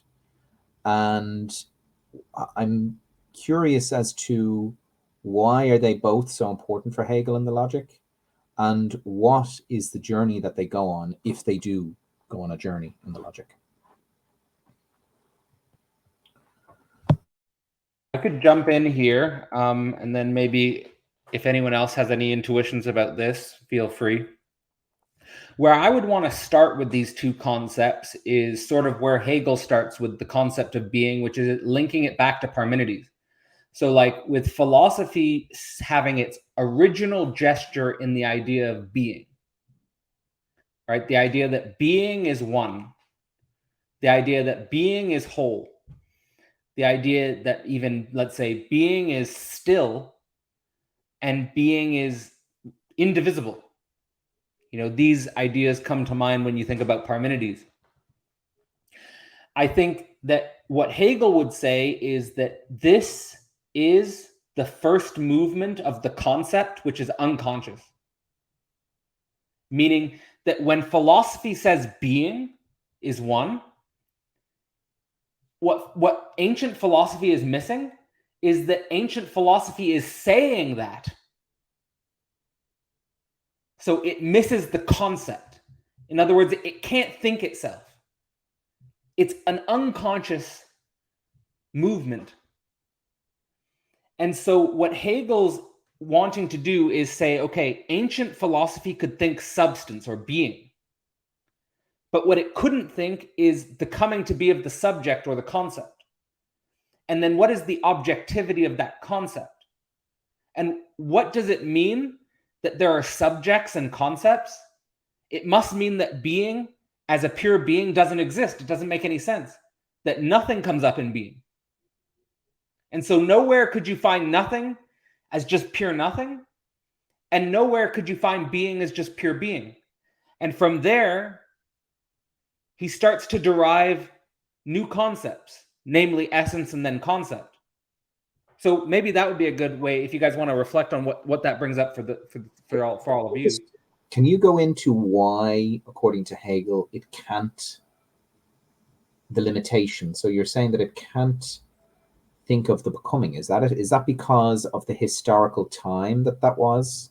Is it that because Hegel, even just a sec, because even he would say Heraclitus could think becoming, but he could only think becoming as a substance. So like remember back to the preface of the Phenomenology where he says in the ancient world could think substance, but they couldn't think subject, and they knew about the void, but they didn't think of the void as the very moving principle of subjectivity. So what's really happening in like the big picture of philosophy is philosophy is becoming more conscious of itself, and it's starting to understand its own concept. You know, as distinct from let me frame this in relationship to the Kantian transition, because in the Kantian transition, and I think Zizek does a really good job of framing this in the first chapter of Less Than Nothing, where he says, before Kant, you just study the great being, right? You just study you just study being, big being, and philosophy does that as opposed to reductionist science, right? So you have reductionist science, which is, you know, getting entangled with atoms or planets or animals or whatever, beings. But philosophy studies being, the whole of being. And then what Kant does is he says, no, we only ever study being through our subjective a priori categories. So there's a cut in being. And then what Hegel does is he says, I'm not happy with the subjectivism of Kant, and I don't want to go back to the being without a concept, but I have to derive the objectivity of the concept.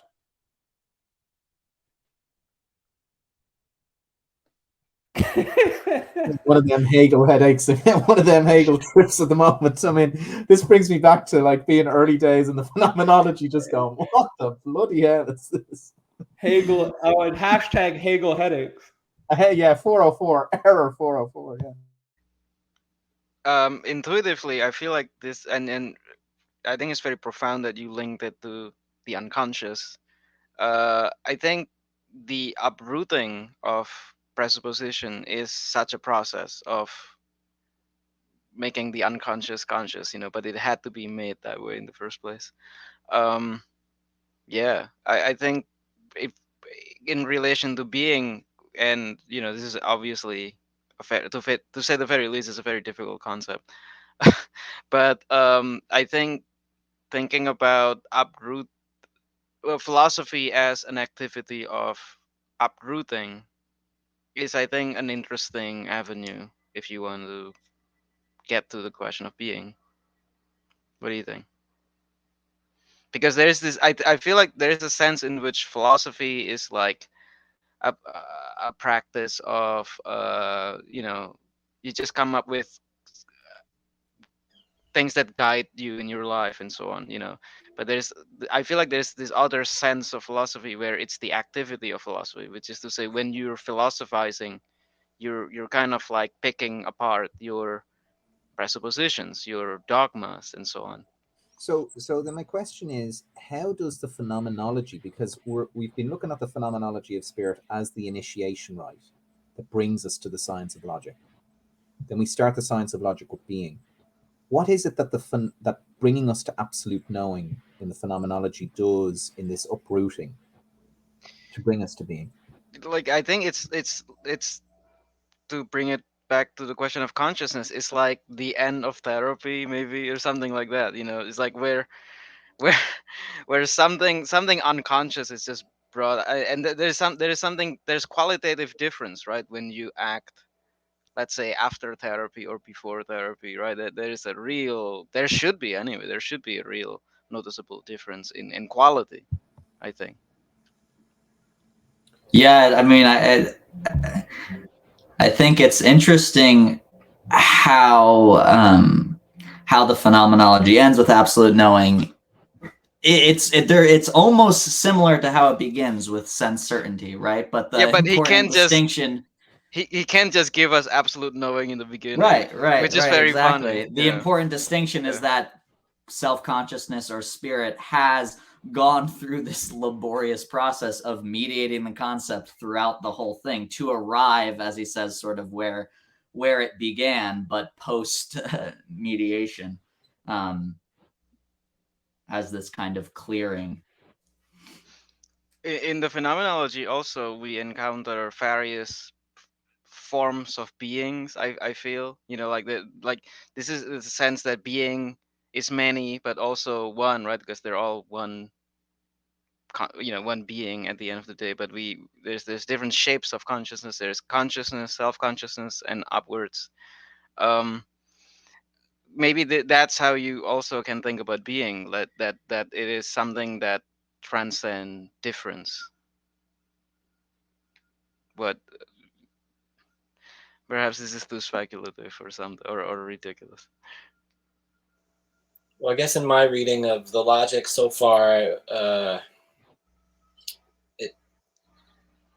pure being in its indeterminacy, like vanishes into nothing, right? And then that's in nothing in its immediacy, vanishes, the vanishing of the vanishing into back to being. And so in them, they form a unity, being and nothing, and that's becoming, or, it's, and I guess I guess my intuition here, or my what I'm speculating so far, is that maybe this is the movement of consciousness itself, is sort of like, it's here. There is a there's there's a determination that, like, being has to become determined, in some way, and that's, I think, maybe that's where this logical movement is heading, sort of maybe a mirroring of the the phenomenological journey. I don't know, is like that. I don't know if that's productive or not, but that's like sort of like, just getting started with the logic. I'm trying to, again, we'll make a try to make a presupposition out of where we're at. Try to support. Certainly is not something that you define in the beginning and then prove in the end. Yeah. I don't think it works like that. That's Is there a relationship between, or is a similarity, or what is the similarity and difference between the sort of skepticism that Hegel is imposing to get us to being, to Descartes' methodological doubt? Yeah, that's an important distinction. To get us to his sort of being. Okay. Isn't Descartes like? I was gonna doesn't Descartes like sort of presuppose the I itself? Like there's an I there to begin with. I don't know if he presupposes that at the start, though. But anyway, what were you going to say? Yeah. I do think there might be something to the idea that Hegel might see Descartes' I as too abstract in the same way that he sees Kant and Fichte's I as too abstract. I'm not 100% sure on that. But there is a type of, fundamental doubt in Descartes about the world, which sort of brings him to the self-certainty of his thought. And I think that Hegel might start to question the standpoint of that self-certainty. He might wonder how thoroughly historical that doubt was about his own, about the cogito itself. And well, the only reason I'm saying that is because I know in Lacan, the cogito is perceived to be the unconscious. So it could be that Hegel might think about Descartes' cogito, that it's Descartes expressing maybe an unconscious desire. That's a possibility, but definitely something to think through. It's definitely a big question. But there is obviously a fundamental doubt in Descartes, and so we might see that as similar. Now, what we see in Hegel's skepticism is yet another third movement into contradiction, because Hegel doesn't sort of end. Hegel definitely has an affinity for skepticism, but he doesn't stop with skepticism either. He sort of moves into, because he thinks skepticism will keep you at a distance from the thing, whereas a contradiction will keep you involved in the thing.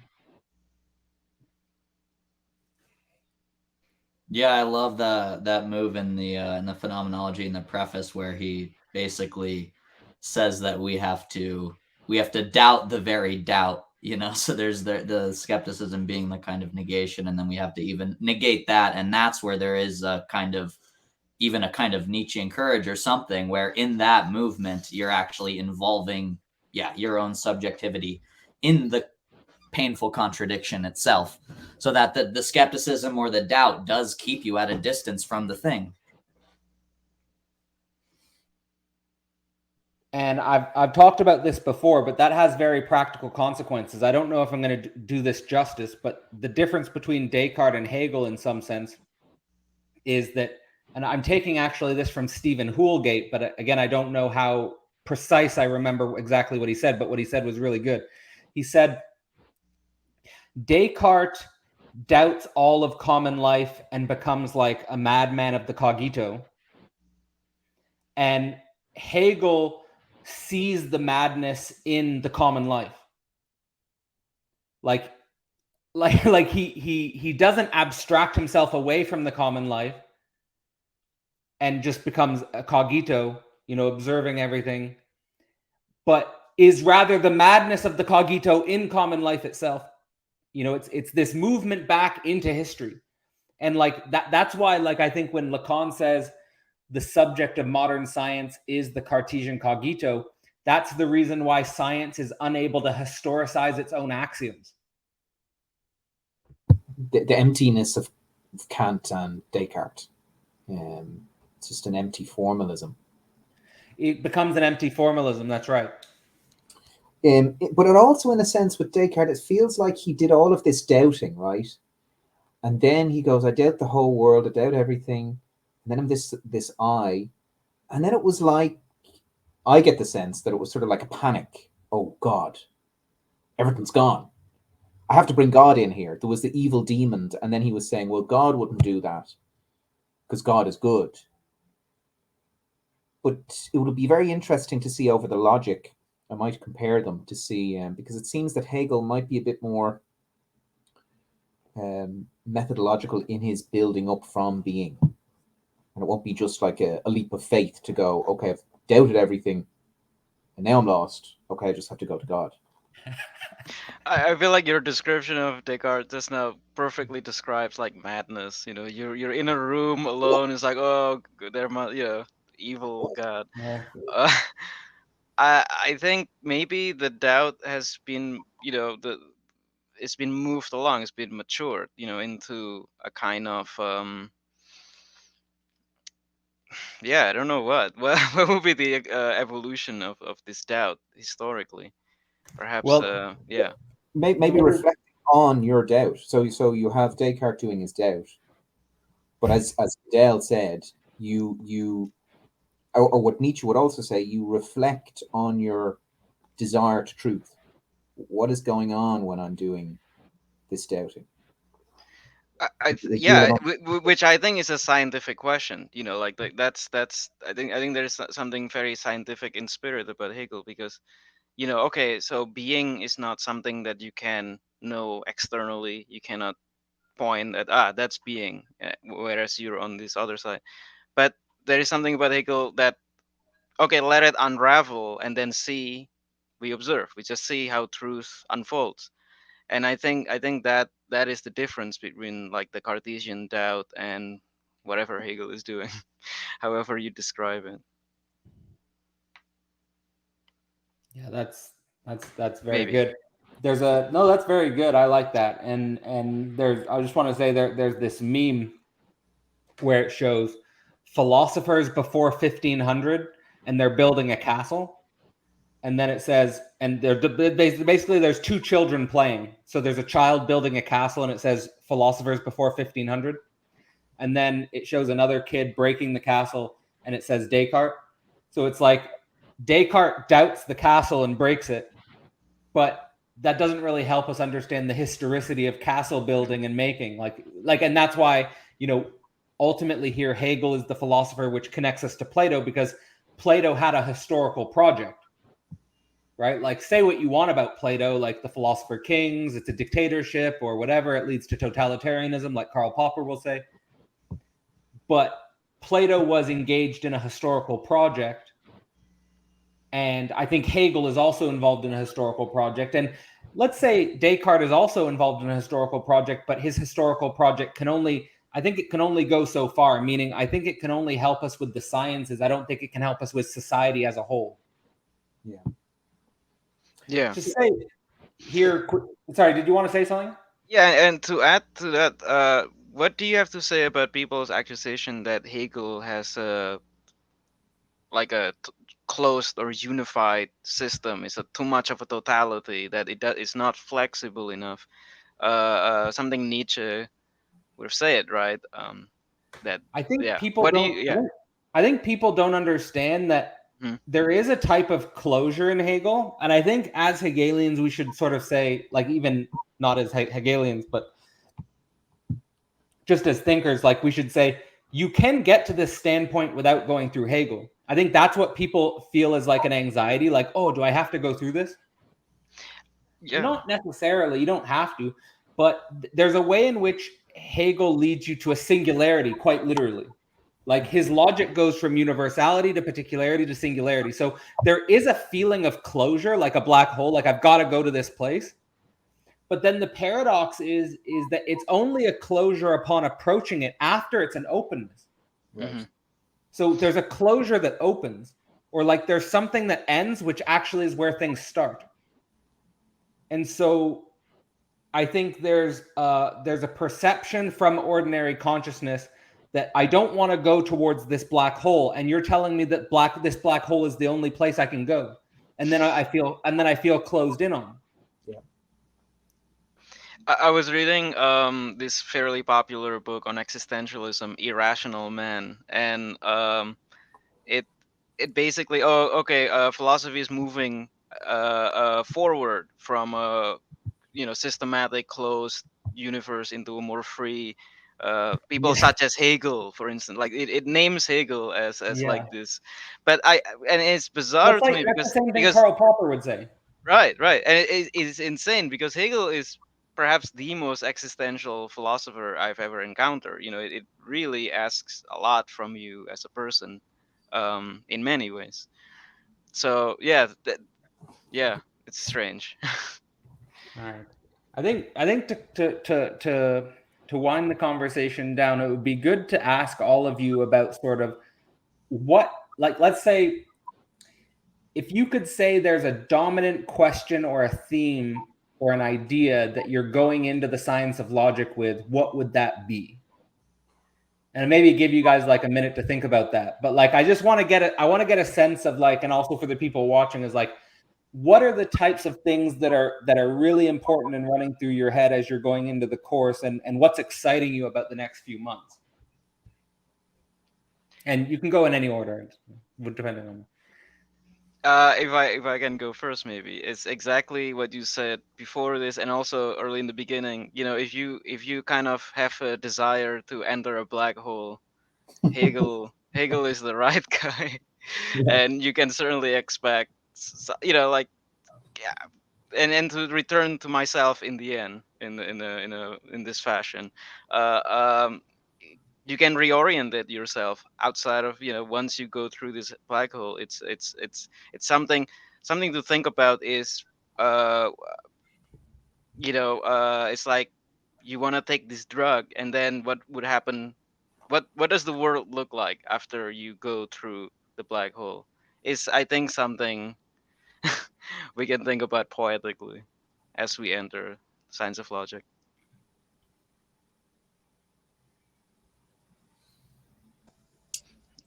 Another think, black hole is the yeah, silence.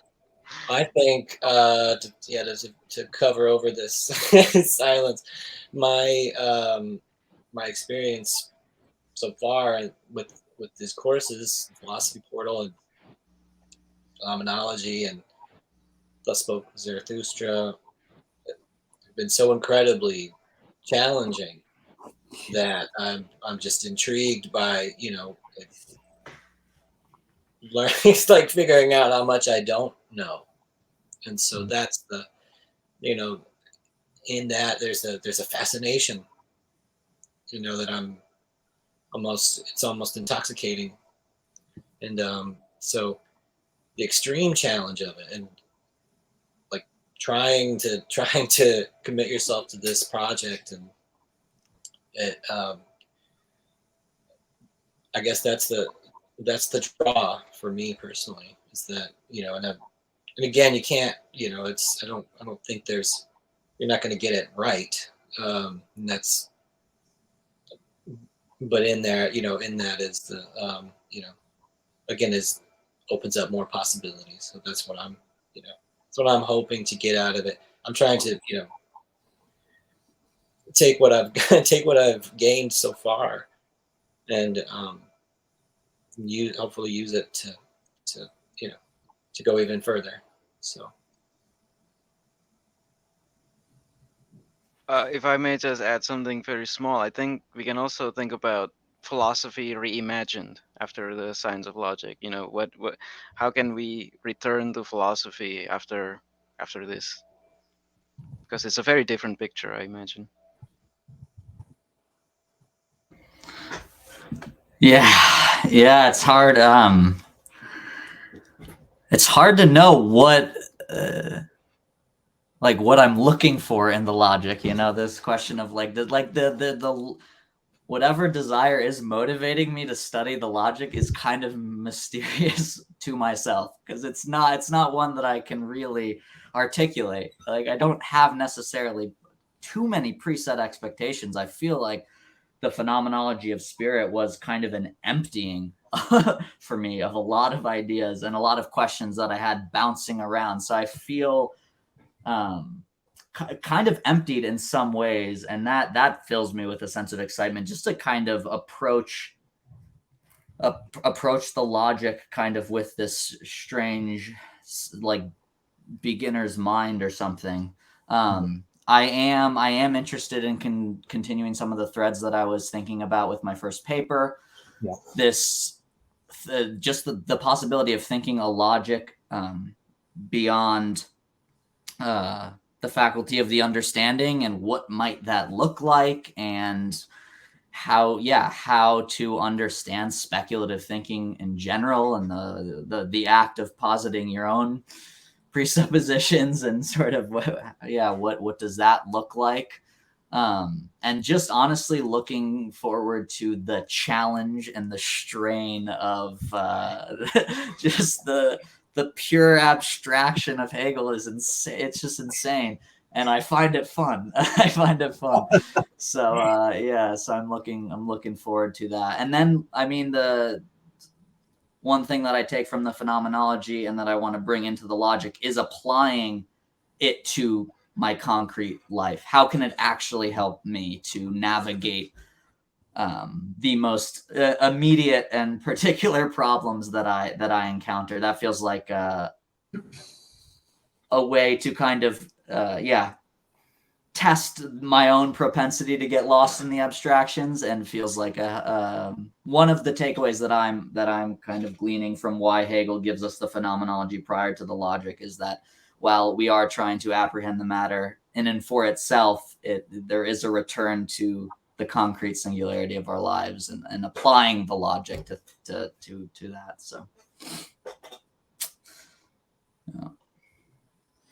Yeah, it's great, Quinn. I mean, that's absolute knowing. You want to live in the negativity. Yeah, it's amazing how the understanding doesn't want to leave its home. But then when it sort of gets running, it's like, okay, I'm addicted to the, as Lacan would say, the real. Give me more. I want it more. I'm just finding myself very creative at the moment. I mean, it's like what Deleuze says, concept production. I mean, I'm just thinking in different ways. Very interested in method, very interested in being and desire, and it just will be interesting to see how Hegel talks to me. It's like Hegel opens your unconscious, your creativity in ways that is amazing. I mean, he just helps you think in and see so many unique aspects. So I suppose that's what I'm looking forward to most in studying the science of logic. I mean, there's just so many avenues you can go down. Like we've spent 2 hours here talking, and we've touched so many concepts, and that's what's so exciting about it. All right. I think if I had to say one thing, it would be sort of related to what I was saying about the history of philosophy with Parmenidean being and sort of the unconscious concept. Mm-hmm. Is like, I feel like in my early 20s, I was like interested in science and I was like studying being,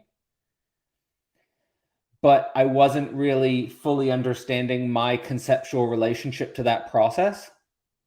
And I feel like now, like with the science of logic moving from being to essence to concept, what I'm interested in is the way in which the view of being from the concept, like, and almost like a parallax on myself with the concept and being, and like that might actually mirror like my historical relationship in the university, like with sort of the university being the concept which opened up the possibility for me to study being scientifically, and now on the other side of it trying to build something like Philosophy Portal where it's actually the concept and then opening up a new being.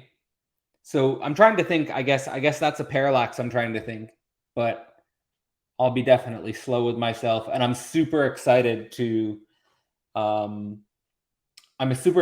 what creatively comes out of this course, especially with like all of you having already written about the phenomenology, to see how your work evolves. I'm also very, very interested in how what is the potentiality of this space of discourse, you know? And I think that's super intriguing to me. So I think with this go ahead. one, I think with this one you'll see more of our voice. I mean, if I look for myself, the first one was sort of Kant, or Hegel's critique of Kant. Then in Nietzsche, I could see my voice coming through more, rather than just a scholarly approach. Yeah, and that's the freedom of the concept. Yeah. So we'll end it here. But if there's any, let's say, if there's anything you would tell someone who's on the edge about taking the course, what would it be? And then we'll close. Jump into the water. Jump into the pool. Jump into the water. Okay. Do it. Shatter your notions. Yeah. Do it now. We're just manipulating people online. Run now. Get away. Yeah. All right. We'll end it with that. Everyone who's listening, run away very fast. Do it.